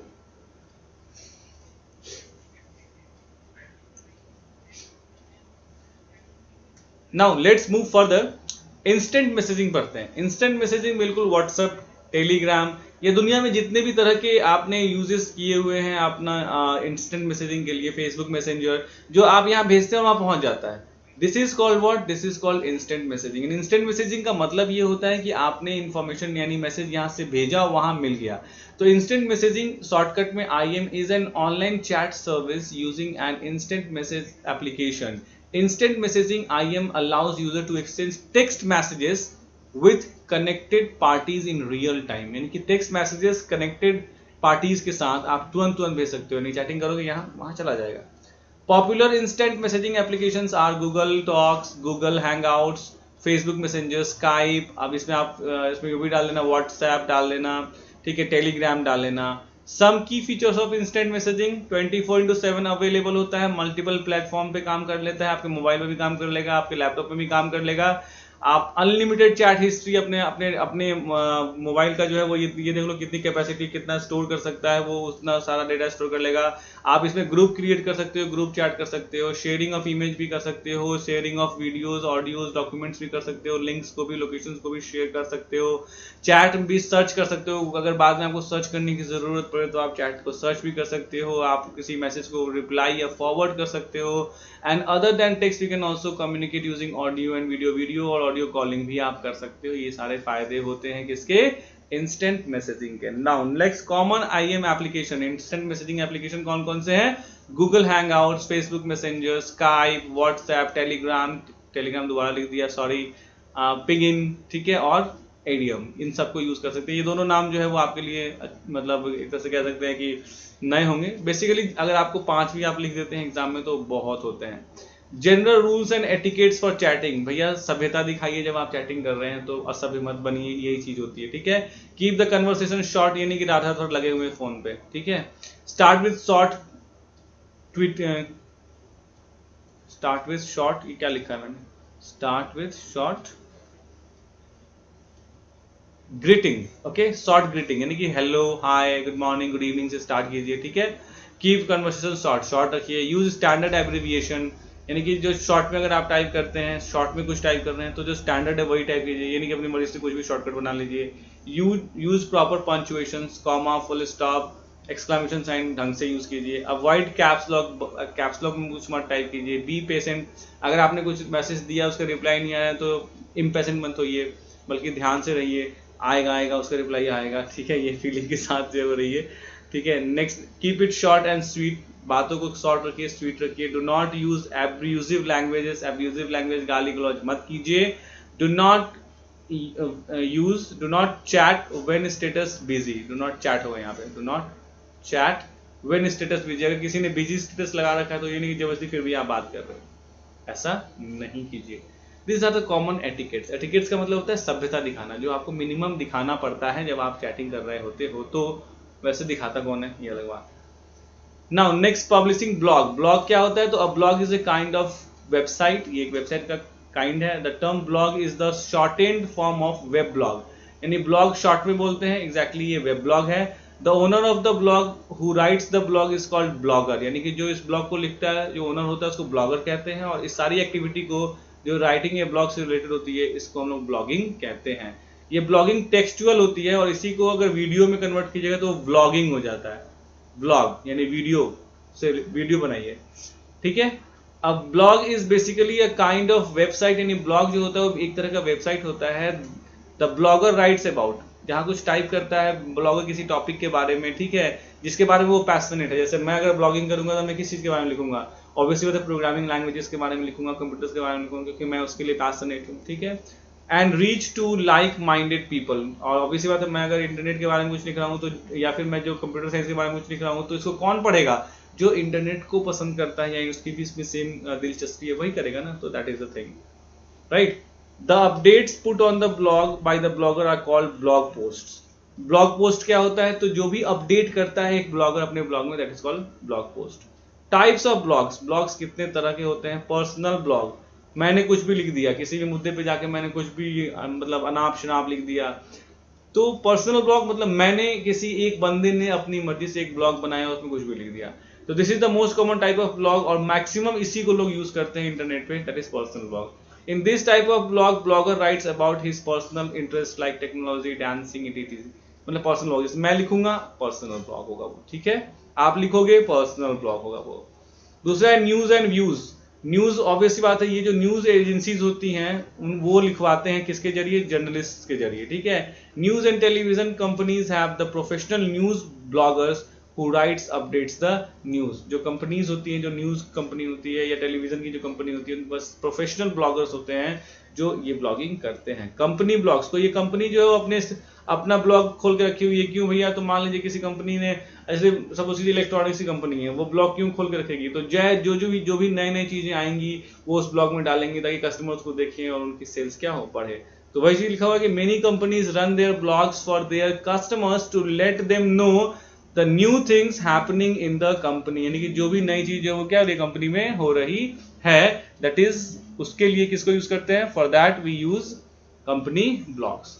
नेक्स्ट है माइक्रो ब्लॉग। माइक्रो ब्लॉग क्या होता है, this is a new type of blog where one post very small comment, यानी माइक्रो ब्लॉग होता है जहां पे कोई जो है वो बहुत छोटा सा कमेंट पोस्ट करता है, and other follows their comment, और दूसरे कोई क्या करते हैं, उस कमेंट को फॉलो करते हैं। जैसे ट्विटर पे किसी ने एक छोटा सा मैसेज डाल दिया, उसको फॉलो कीजिए, उसको फॉरवर्ड कीजिए, उसको जो है वो रीट्वीट कीजिए, बहुत तरह से अपने वर्क को क्या कीजिए, आप परफॉर्म कीजिए। This is the what concept of blogging, micro blogging. This is micro blogging. So Twitter is the best example of micro blogging. Let's move further. Advantages और disadvantages of blogs क्या है, तो advantages पहले देखते हैं। It allows to put our thoughts throughout the globe, यानी हमारी thoughts जो है वो throughout the globe जाती है, सारी दुनिया देखती है। Blog is visible to everyone, blog जो होता है वो हर किसी को visible होता है। Posting a blog in anger, गुस्से में कुछ आपने डाल दिया। मे रीजन फॉर रिग्रेट, तो हो सकता है आपको फ्यूचर में रिग्रेट हो कि मैंने क्या डाल दिया था, क्योंकि जो भी चीज आप ब्लॉग में डालते हो पूरी दुनिया तक पहुंचती है। नेक्स्ट है easy to setup as no much technical expertise is required, blogging करना बहुत आसान होता है, इसमें ऐसा नहीं होता है कि बहुत ज्यादा आपको टेक्निकल एक्सपर्टीज चाहिए। नेक्स्ट, पर्सनल ब्लॉग में biased and may contain inaccurate information, personal blog जो होता है वो बायस्ड हो सकता है, जैसे मैं किसी चीज के फेवर में मैं हूं तो मैं उसके बारे में पॉजिटिव लिखूंगा, जबकि भले ही वो चीज गलत है क्यों ना है, ठीक है, तो इट मे बी बायस्ड और इनएक्यूरेट इन्फॉर्मेशन ये दे सकता है। नेक्स्ट है easy to maintain and update, आसान होता है। For a blogger it is a time consuming process, अगर मैं ब्लॉगर हूं तो मुझे ब्लॉग को हर बार अपडेट करना पड़ेगा, ये मेरे लिए थोड़ी सी टाइम कंज्यूमिंग चीज होती है। Lots of blogs are there to dive into, दुनिया में बहुत सारे ब्लॉग्स हैं, करोड़ों हैं, आप ब्लॉग में डाइव कर सकते हैं, ढूंढते रहिए आप अपने इंटरेस्ट का। और लास्ट कहता है कि finding an appropriate and authentic blog is difficult, obvious सी बात है, क्योंकि मैंने अभी आपको बताया कि ब्लॉगिंग में क्या होता है 90% पर्सनल ब्लॉग होते हैं, तो अगर मैं किसी टॉपिक के बारे में लिख रहा हूं तो मेरी सोच होगी, जरूरी थोड़ी नहीं कि मेरी सोच हर जगह सही ही हो, तो इसीलिए ऑथेंटिकेट चीज और जो है वो ढंग की चीज ढूंढना ये भी अपने आप में बहुत मुश्किल काम होता है। कैसे आप किसी एक ब्लॉग को क्रिएट करते हो, बहुत आसान होता है, there are many online websites that allow to create a blog, जो आपको ब्लॉग क्रिएट करने के लिए इरादा देते हैं। Many popular free blogging websites are Blogger, WordPress, TypePad, LiveJournal, ये नाम आपको जरूर याद होने चाहिए, एग्जाम में आपसे पूछा जा सकता है। आइए, यूजिंग ऑफलाइन ब्लॉग्स एडिटर, देखिए अब करिए क्या, जैसे सपोज कीजिए आप ऑफलाइन है, आपके पास इंटरनेट नहीं है, तो आप MS वर्ड खोलिए, उसमें ब्लॉग बनाइए, उसको सेव कीजिए, उसको डिजाइन कीजिए और इंटरनेट जैसे ही ऑन हो वैसे ही उसको अपलोड कर दीजिए। This is called what, using offline blog editor. सबसे अच्छा एग्जांपल इसका MS वर्ड होता है। And offline blog editor is an editor where the blogger can create update a blog without any internet connection, यानी कि offline blogging जो होता है वो क्या होता है, एक ऐसा एडिटर होता है जहां पे ब्लॉगर जो है वो ऑफलाइन मोड में ही डेटा को क्या कर सकता है, मतलब डेटा कह रहे हैं, ब्लॉग को जो है वो क्रिएट भी कर सकता है, अपडेट भी कर सकता है ऑफलाइन मोड में, और बाद में द सेम में भी अपलोडेड, बाद में अपलोड कर दीजिए। मतलब जैसे मैं हूं, मैं वीडियो बनाता हूं ऑफलाइन मोड में, उसको एडिट कर लेता हूं ऑफलाइन मोड में, और बाद में उसको क्या करता हूं, अपलोड कर देता हूं, है ना। This is called what, offline, right. Now let's move further. Simply means, इसका सिंपली क्या मतलब हुआ, create update a blog may be done using offline mode, यानी कि किसी भी ब्लॉग को क्रिएट करना हम ऑफलाइन मोड में कर सकते हैं, which may be uploaded later, जो बाद में अपलोड किया जा सकता है। Most popular offline blog editor are Windows Live Writer, blog desk, Qumana, mass edit, blog set, Microsoft Windows. याद रखिएगा, एग्जाम्पल्स जरूर याद रखिएगा, आपसे पूछेगा कुछ एग्जाम्पल दिए, name the example of offline blogging, offline blog editors, तो दो तीन चीज याद कर लीजिए। सबसे पहला दो तो जरूर याद कर लीजिए, विंडोज लाइव राइटर, और याद कर लीजिए क्या, ब्लॉग डेस्क, ये दो याद कर लीजिए, बस ज्यादा याद करने की जरूरत नहीं है। तो यहां तक आपकी ब्लॉगिंग हो गई खत्म। तो चलिए आगे बढ़ते हैं, और आगे हमारा क्या है, ऑनलाइन ट्रांजेक्शन्स। इसके बारे में तो आप मेरे से ज्यादा जानते होंगे, आजकल जितना भी कुछ है, nowadays internet and online payments has change the way people use to do many transaction, money transaction, मतलब पैसे के मामले में पहले हमें क्या करना होता था, कैश निकाल के जाके बैंकों में जमा करना होता था, बिजली डिपार्टमेंट के लाइनों में खड़ा होना होता था, टेलीफोन डिपार्टमेंट के लाइनों में खड़ा होना पड़ता था, हर जगह कैश लेके जाओ, जमा करते रहो, लाइनों में खड़े होगे, ठीक है। बट ऑनलाइन ट्रांजेक्शन जो है वो बहुत अच्छा हो गया है। Earlier we had to use cash, पहले हमें कैश को यूज करना होता था किसी भी चीज को परचेज करने के लिए, स्टैंडिंग इन क्यूज में हम खड़े रहते थे टू डिपॉजिट बिल्स को डिपॉजिट करने के लिए फॉर डिफरेंट यूटिलिटीज, जैसे कि telephone bill, electricity bill, gas bill, water bill, इन सब के लिए लाइन में हमें खड़ा रहना पड़ता था। But with the advancement of technology it is now possible to do all the transaction using online mode, यानी कि आज के टाइम में हम सब कुछ ऑनलाइन मोड में कर सकते हैं using different mobile apps like Paytm, Google Pay, Phone Pay, etc. One can easily transfer money from one account to another account. सब कुछ बहुत ही आसान हो गया है, पेटीएम का यूज करके, गूगल पे का यूज करके, फोन पे का यूज करके आप ऑनलाइन ट्रांसफर कर सकते हैं। इन सब का यूज करके आप पे कर सकते हैं, बिल को भी जो है वो ऑनलाइन पे कर सकते हैं विदाउट स्टैंडिंग इन क्यूज, आपको क्यू में यानी कि कतारों में खड़ा रहने की जरूरत नहीं है। Even they can pay purchasing groceries, आज के टाइम में पेटीएम से तो आप जाके मतलब कि मतलब ठेले वाले के पास जाके आप बोलोगे कि मुझे 2 किलो सेव दो, वो भी बोलेगा पेमेंट सर पेटीएम पे दे दो। ये हाल हो गया। अब दुकानों पे, फ्रूट्स की दुकानों पे, कपड़े की दुकानों पे, हर जगह आज के जो है वो ट्रांजेक्शन जो है ऑनलाइन हो रहे हैं और फ्रैक्शन ऑफ सेकंड्स में लाइक दिस होता है, जिसकी वजह से ये बहुत, और ये रिलायबल भी बहुत है। नाउ ई पेमेंट क्या होता है? तो ई पेमेंट का फुल फॉर्म होता है electronic payment are either debit और क्रेडिट कार्ड पेमेंट्स, यानी या तो ये डेबिट कार्ड से होते हैं तो क्रेडिट कार्ड से होते हैं, दैट आर प्रोसेस्ड इलेक्ट्रॉनिकली, जो इलेक्ट्रॉनिकली प्रोसेस होते हैं। E payments are done for payments online, यानी कि ई पेमेंट जो होते हैं वो सिर्फ पेमेंट्स ऑनलाइन कुछ करने के लिए, यानी ऑनलाइन अगर आप पे करना चाहते हो उसके लिए होते हैं। तो आप जो भी ऑर्डर करते हो that is called digital order, यानी कि ऑनलाइन पेमेंट करके जो भी आप ऑर्डर करते हो उसको हम लोग क्या कहते हैं? डिजिटल ऑर्डर करते हैं। और दूसरा, जो ऑनलाइन ऑर्डर आप करते हो उसके बाद जो आपको रिसीट मिलती है कि हाँ आपने ये ऑनलाइन ऑर्डर किया है, that is called digital receipt. Transaction क्या होता है? तो भैया आपने कुछ पैसा खर्च किया, उसके बदले आपको कुछ मिला, यानी आप जब कोई किसी के अकाउंट में पैसा भेजते हो वो एक ट्रांजैक्शन है, ठीक है। आप किसी को कुछ पेटीएम करते हो वो एक ट्रांजैक्शन है। आपके अकाउंट से पैसा डिडक्ट हुआ है किसी वजह से, वो एक ट्रांजैक्शन है। आया, वो एक ट्रांजैक्शन है। तो ट्रांजैक्शन क्या है? Transaction is the combination of a digital order and a digital receipt. आपने कोई एक डिजिटल ऑर्डर दिया और उसके बदले आपको रिसीट मिला, this is what? Transaction. Got it? E shopping, भैया मिंत्रा से कपड़े खरीद रहे हो, ठीक है, और फेसबुक कर रहा हूँ, फ्लिपकार्ट से, अमेजन से टीवी वगैरह, यानी दुनिया की हर चीज खरीद रहे हो, that is called e shopping, electronic shopping. तो e shopping refers to shopping on the over the internet by selecting items and placing order to buy them on a website through mobile app. जैसे Amazon है, Amazon के जरिए आप कर सकते हैं, right. You can do Amazon से purchasing, you can do Flipkart से, यू कैन डू मतलब लॉट्स ऑफ, ये सब तो मेरे से ज्यादा आप कर सकते हैं। ई टिकटिंग भी आप करते हैं, मूवी टिकट वगैरह बुक करते हैं ना ऑनलाइन, सबसे ज्यादा यही करते होंगे, है ना। तो ई टिकटिंग यानी electronic ticketing. E ticketing is the process of booking a ticket online, यानी कि अगर आप कोई टिकट ऑनलाइन बुक करते हैं that is called e ticketing, which do not require printed version of ticket, और इसमें आपको प्रिंटेड वर्जन की जरूरत नहीं पड़ती है। द टिकट में be shown electronically in mobile, mobile में आप टिकट शो कर दो, जैसे कि ट्रेन की टिकट हो, बस की टिकट हो, मूवी की टिकट हो, आप ऑनलाइन बुक करो और सीधे मोबाइल में दिखा दो ये मैंने बुक किया है, कोई प्रिंटेड रिसीट की जरूरत नहीं हो सकती है। These day we can buy ticket, e ticket for movies को वॉच करने के लिए बाय कर सकते हैं, वॉचिंग मैचेस, क्रिकेट मैचेस को देखना हो, वॉचिंग थिएटर देखना हो, अटेंडिंग इवेंट्स, कोई भी लाइव परफॉर्मेंस है वो करना हो, ट्रैवलिंग बाय एयर, मतलब एयर टिकट लेनी हो, ट्रैवलिंग बाय ट्रेन टिकट लेनी हो, इन सब के लिए आप टिकट्स ले सकते हैं। फॉर बुकिंग टिकट क्या क्या होना चाहिए आपके पास? 2 चीज होना चाहिए, एक तो आपके पास इंटरनेट होना चाहिए और ऑनलाइन पेमेंट फैसिलिटी होनी चाहिए, कोई भी पेटीएम हो, गूगल पे हो, क्रोम हो, यूपीआई हो, कुछ भी हो, ठीक है, ये आपको होने चाहिए। एडवांटेजेस ऑफ ई टिकटिंग क्या है? सेफ है, आसान है, कहीं से भी कर सकते हैं, बहुत फास्ट है, ये सब चीजें हैं। ये सब आपको मैं नहीं पढ़ाऊंगा तो आप समझ सकते हैं, क्यों? कि आपको ये नहीं पता है कि हाँ आप ई टिकटिंग करेंगे तो वो सेफ है। कोरोना के टाइम में कम से कम तो सेफ है ना, कहीं जाके लाइन में लग के अगर टिकट कटाइएगा तो कोरोना लेके आ जाइएगा, है ना। आसान है, आप अब रेलवे टिकट काटने के लिए प्लेटफॉर्म पे जाइए दूर में और तब काटिए, और घर में बैठे मोबाइल से काट रहे हैं। अवेलेबल एनीवेयर, कहीं भी अवेलेबल है, फास्ट, काफी फास्ट भी होता है। तो this was e ticketing. Next है इंटरनेट सिक्योरिटी। ये तो खैर बहुत इंपॉर्टेंट चीज है, अगर आप कोई भी चीज इंटरनेट से कर रहे हैं तो सबसे इंपॉर्टेंट होता है कि जो डेटा होता है आपका इंटरनेट पे वो सिक्योर होना चाहिए। तो नाउ डेज आजकल internet has become an integral part of our life. आज के टाइम में हमारा इंटरनेट जो है वो इंटीग्रल पार्ट बन गया है।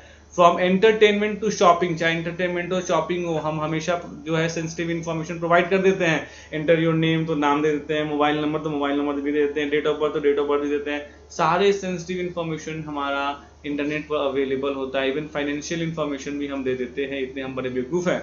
All these information are sensitive, ये सारे इन्फॉर्मेशन बहुत सेंसिटिव होते हैं, मस्ट बी प्रोटेक्टेड। इनको प्रोटेक्ट करना बहुत जरूरी होता है। Protection of sensitive information is the responsibility of 2 stake holders.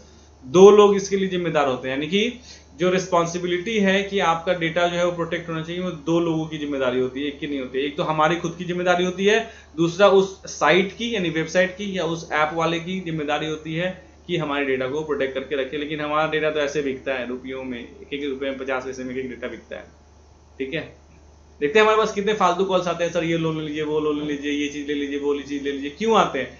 क्योंकि हमने अपना नंबर जो है वो दुनिया में बांट रखा है। किसी वेबसाइट पे गए, वहाँ पे हमने अपना नंबर डाल दिया वेरीफाई करने के लिए ओटीपी, अब उसको पता चल गया ये नंबर है, ये बंदा जो इस फलाने चीज़ों के लिए, नहीं किस पर्टिकुलर चीज़ के लिए जो है वो सर्च कर रहा था, वो जो भी वो चीज़ से रिलेटेड होगा उसको वो नंबर बेच देगा, 50 पैसे 25 पैसे में, 1 रुपये में नंबर बेच देगा। तो बस फ़ोन उठाते रहिए आप। The sites and apps must provide security to our information, यानी कि साइट्स से ऐप हमारे ऐप हमारे इन्फॉर्मेशन का सिक्योरिटी प्रोवाइड करना चाहते हैं, which is govern by data protection act 2018। अब ये देखिए, ये याद रखिएगा, डेटा प्रोटेक्शन एक्ट कब आया था? 2018 में आया था। But we need to do best at our ends as well to secure our information, हमें भी लेकिन अपना खुद से भी काम करना पड़ेगा। डेटा प्रोटेक्शन एक्ट आपके पास है अगर 2018 का, इसका मतलब नहीं है कि आप बेवकूफ़ी करते रहिए, नहीं, आपको अपने एंड पे भी सारी कोशिशें करनी होंगी। क्या? Using password, strong password use कीजिए, अपना कॉन्फिडेंशियल इन्फॉर्मेशन मत प्रोवाइड कीजिए कहीं भी, प्रैक्टिस कीजिए सेफ मेजर्स ऑनलाइन, यानी कि अपने ब्राउजिंग हिस्ट्री को डिलीट कर दिया कीजिए, या किसी जो है वो क्या कहते हैं साइबर कैफे में जाके फाइनेंशियल डीलिंग मत कीजिए, फाइनेंशियल इंफॉर्मेशन की शेयरिंग मत कीजिए, ये सब करना होता है। प्रॉपर पासवर्ड को यूज कीजिए, पासवर्ड जो होता है वो बहुत ज्यादा इंपॉर्टेंट होता है। अगर आपने पासवर्ड सही बनाया है, सही रखा है, स्ट्रॉन्ग रखा है, तो 99% आपका हर चीज जो है वो सुरक्षित रहता है। Keep your personal information safe, अपना पर्सनल इन्फॉर्मेशन सेफ रखिए।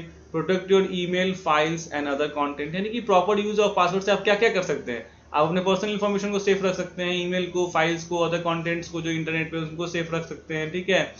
Prevent someone from breaking into your account, आप किसी आपको आपके अकाउंट में घुस के जो है वो आपके पर्सनल चीजों को नहीं देख पाएगा। These are the benefits of having strong password. Next है way in which your password may be cracked, किन किन तरीकों से जो है वो पासवर्ड क्रैक कोई कर सकता है।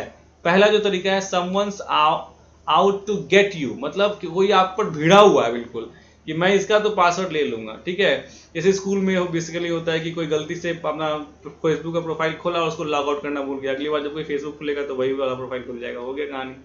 तो कोई घुसा हुआ है बिल्कुल आप पर लगा हुआ है। दूसरा, you become the victim of brute force attack. Brute force attack क्या होता है कि एक एक करके आप जो पासवर्ड दे सकते हैं उसकी गेसिंग की जाती है कि अच्छा ये पासवर्ड हो सकता है, ये पासवर्ड हो सकता है, ये पासवर्ड हो सकता है, that is called brute force attack, याद रखिएगा। चूजिंग गुड पासवर्ड, कैसे चुनिएगा? कोई भी डिक्शनरी का वर्ड यूज मत कीजिए, प्रॉपर नाउन यूज मत कीजिए, फॉरेन के वर्ड्स को यूज नहीं कीजिए, कोई पर्सनल इंफॉर्मेशन मत रखिए, लॉन्ग पासवर्ड्स यूज कीजिए, पास फ्रेजेस यूज कीजिए। जैसे इस तरीके के, देखिए जैसे कि एस के लिए आप एस यूज नहीं करके डॉलर यूज कर लीजिए, ए के लिए ए नहीं यूज करके @ यूज कर लीजिए। इससे क्या होगा, आप और डिफरेंट टाइप्स के सिंबल्स को भी यूज कर लीजिए, तो this is going to give you a good password. Do not repeat password in different sites, एक ही पासवर्ड डिफरेंट साइट्स पे जो है वो मत डालिए। Next, your password must follow the following, use different password on different sites, बिल्कुल ठीक है। Do not use password based on personal information, ये भी ठीक है, पर्सनल इंफॉर्मेशन वाला कोई पासवर्ड यूज मत कीजिए। Use a combination of lower and upper case letter, lower और अपर केस लेटर को यूज कीजिए और स्पेशल कैरेक्टर्स को यूज कीजिए। Don't use words that are found in dictionary, dictionary वाले वर्ड्स को यूज मत कीजिए। Develop mnemonics such as pass phrases, यानी कि वही मैंने बताया ना, ए को @ यूज कीजिए, एस को जो है वो डॉलर की तरह यूज कीजिए, एक्सक्लेमेशन साइन यूज कीजिए। दिस आर व्हाट, मतलब पासवर्ड स्ट्रॉन्ग रखिए, ठीक है। नेक्स्ट है confidentiality of information. Confidentiality of information ensures that only authorised users gets access, मतलब कॉन्फिडेंशियलिटी ये कहता है कि जो ऑथराइज्ड यूजर है सिर्फ वही उस डेटा को यूज कर सकते हैं जो कि सेंसिटिव है और डेटा पॉसिबली प्रोटेक्टेड होना चाहिए। उसके लिए आप क्या क्या कर सकते हैं? फायरवॉल यूज कर सकते हैं। फायरवॉल क्या एक सॉफ्टवेयर है, ठीक है, जो सॉफ्टवेयर आपके सिस्टम में कोई भी जब घुसना चाहता है उसको रोकता है। तो फायरवॉल को इंस्टॉल कीजिए, अच्छा वाला फायरवॉल इंस्टॉल कीजिएगा, फ्री वाला मत कीजिएगा। फायरवॉल क्या करता है? तो firewall is a program, it is a software program, याद रखिएगा, that monitors all the communication and traps all illicit packets, यानी फालतू चीजें जो आपके सिस्टम में आती हैं, जो गलत चीजें जो आपको आके आपके पासवर्ड को क्रैक कर सकती हैं, जो मतलब घुस के आपके सिस्टम में आपका इंफॉर्मेशन चोरी कर लेंगे, उनको रोकती है कौन? फायरवॉल। बहुत ही इंपॉर्टेंट होता है, इसके बिना तो कभी भी, बिना फायरवॉल के तो कभी भी मत सिस्टम कभी भी यूज कीजिएगा इंटरनेट से कनेक्ट होना। हालांकि हमारा ऑपरेटिंग सिस्टम खुद ब खुद उसमें फायरवॉल होता है, लेकिन ऑपरेटिंग सिस्टम का जो फायरवॉल होता है वो बहुत ही वाहियात किस्म का होता है, तो आप एक अच्छा सा फायरवॉल जरूर यूज कीजिए खुद ही। Control browser settings to block tracking, बहुत सारे ऐसे ब्राउजर सेटिंग्स होते हैं, जैसे कि कुकीज को डिसेबल कर दीजिए। क्यों? अब बेसिकली होता है क्या कि कुकीज को डिसेबल नहीं किया जाता है, लेकिन करना चाहिए। कुकीज क्या होते हैं, जैसे कि आप देखते हैं एक बार जब आप कोई वेबसाइट खोल लेते हैं, या मान लीजिए आपने अपना फेसबुक अकाउंट खोला या जीमेल अकाउंट खोला, तो उसमें बोलता है do you want to save your password, आप कहते हैं यस, तो वो पासवर्ड आपके वेबसाइट वेब ब्राउजर में सेव हो जाता है, ठीक है। अब अगली बार कोई भी अगर आपके लैपटॉप को यूज करेगा तो आपका आराम से खोल लेगा, ठीक है। लेकिन हमें भी तो फैसिलिटी मिलती ही है ना भाई, ऑब्वियस सी बात है, हमें फैसिलिटी मिलती है कि हमें बार बार पासवर्ड टाइप करने की जरूरत नहीं पड़ती है। तो कुकीज फायदेमंद भी है, नुकसानदायक भी है। अब आप देख लीजिए आपको किस तरीके से यूज करना है, ठीक है। तो वही चीज लिखा हुआ है कि websites can track our surfing. Obviously बात है, एक एक चीज ट्रैक होती है, पता है आपको, हमारी तो एक एक चीज ट्रैक होती है। अगर आप कभी देखिएगा गूगल में सर्च कर लीजिए नाइकी शूज, उसके बाद जब आप फेसबुक खोलिएगा ना, तो फेसबुक के अगल बगल में आपको नाइकी शूज के एडवर्टाइजमेंट दिखेंगे। आप जब अपना इंस्टाग्राम खोलिएगा उसमें नाइकी का जो है एडवर्टाइजमेंट आने लगेगा। तो इतना हद तक हमें ट्रेक किया जाता है कि हम क्या ब्राउज करते हैं, क्या हम चाहते हैं, इसको भी ट्रैक कर लिया जाता है। किसका यूज करके? आर्टिफिशियल इंटेलिजेंस को यूज करके। मतलब पॉकेट में पैसा हाथ डाल के निकाल लेंगे। आपको मान लीजिए आपने गलती से नाइकी को जो है वो चुन लिया, नाइकी का शूज सेलेक्ट कर लिया, सर्च कर लिया, अब वो आपको ये दिखाएंगे कि आज इतना % ऑफर है, यहाँ पे इतने मिल रहा है, 50% का ऑफर चल रहा है, 100% का ऑफर नहीं, 100% का तो ऑफर नहीं चलेगा, फ्री में कोई नहीं देगा। तो ये चीज होता है। तो कुकीज जो होते हैं वो पर्सनल इन्फॉर्मेशन को रखते हैं, आप बेसिकली कुकीज को यूज मत ही कीजिए। Third, browse privately wherever possible. Private browsing कीजिए, यानी कि इनकॉग्निटो विंडो पे। किस पे? इनकॉग्निटो विंडो पे आप ब्राउजिंग कीजिएगा, तो आपकी चैट हिस्ट्री, सर्च हिस्ट्री सब जो है वो ट्रेस नहीं हो पाती है। Be careful while posting on internet. Internet पे कोई भी चीज डालने से पहले सावधान रहिए। Ensure safe sites. Safe sites को यूज कीजिए, हमेशा HTTPS वाली वेबसाइट को यूज कीजिएगा, क्योंकि HTTP फुल फॉर्म जान जाइए, hyper text transfer protocol. S पर होता है सिक्योर्ड। पहले के टाइम में सिर्फ HTTP होता था, लेकिन अब अगर आपको सिक्योर्ड करना है तो HTTPS वाले वेबसाइट को ही यूज कीजिएगा। HTTP के वेबसाइट को यूज मत कीजिएगा, याद रखिए। क्योंकि अगर आपने HTTP के वेबसाइट को यूज करके किसी भी तरह के पैसे की लेन देन करी, तो हो सकता है आपका इन्फॉर्मेशन रीच आउट हो जाए, इन्फॉर्मेशन आपका लॉस हो जाए और कोई चोरी कर ले। क्योंकि HTTP में जब सिक्योरिटी लाई गई तो ही तो वो क्या बना? HTTPS बना। ईमेल को अच्छे से हैंडल कीजिए, क्योंकि ईमेल में आता है, बोलता है आप 1 करोड़ रुपए जीत गए हैं, उसके लिए आपको ये करना पड़ेगा, वो करना पड़ेगा। भैया फ्री में आपको कोई 1 करोड़ नहीं देगा, याद रखिएगा। Do not give sensitive information on wireless network. Wireless network में सेंसिटिव इन्फॉर्मेशन मत दीजिए। अवॉइड यूजिंग पब्लिक कंप्यूटर्स, यानी कि साइबर कैफे में जाके मत कीजिए कोई काम, जब तक unless and until it is very much necessary. Safety major online, antivirus use कीजिए, अपडेट्स को रेगुलरली इंस्टॉल कीजिए और फ्रीक्वेंट फुल सिस्टम स्कैन करते रहिए, ठीक है। Preventive measure, keep your system up to date. अपने सिस्टम को अप टू डेट रखिए। Use caution while downloading files. जब फाइल्स डाउनलोड कर रहे हो तो उसमें ध्यान रखिए क्या डाउनलोड कर रहे हैं। Disable cookies if possible. Cookies को डिसेबल कीजिए अगर संभव हो तो। Workplace safety, right. Next है हमारा वर्क प्लेस सेफ्टी। ऑब्वियस बात है, जहां हम काम कर रहे हैं वहां में सेफ्टी चाहिए। तो workplace safety is the right of employee and workers. To ensure and implement workplace safety measures, the responsibility lies with the employer. यानी कि जहां हम काम कर रहे हैं, जहां हमारा ऑफिस है, वहां पे हम सुरक्षित रहें, ये जिम्मेदारी हमारे कंपनी के ओनर की है, कंपनी के मैनेजमेंट की है। जनरल ऑफिस सेफ्टी क्या क्या कहती है? तो ये कहती है कि some most common causes of office accident include the following. यानी कि कुछ ऑफिस में जो मोस्ट कॉमन एक्सीडेंट्स होते हैं वो किस वजह से होते हैं? तो स्लिपरी, ट्रिपिंग, फॉलिंग हैजार्ड्स। मतलब कि स्लिपरी है, मान लीजिए कि स्लिप हो गए, गिर गया और सर में चोट लग गया।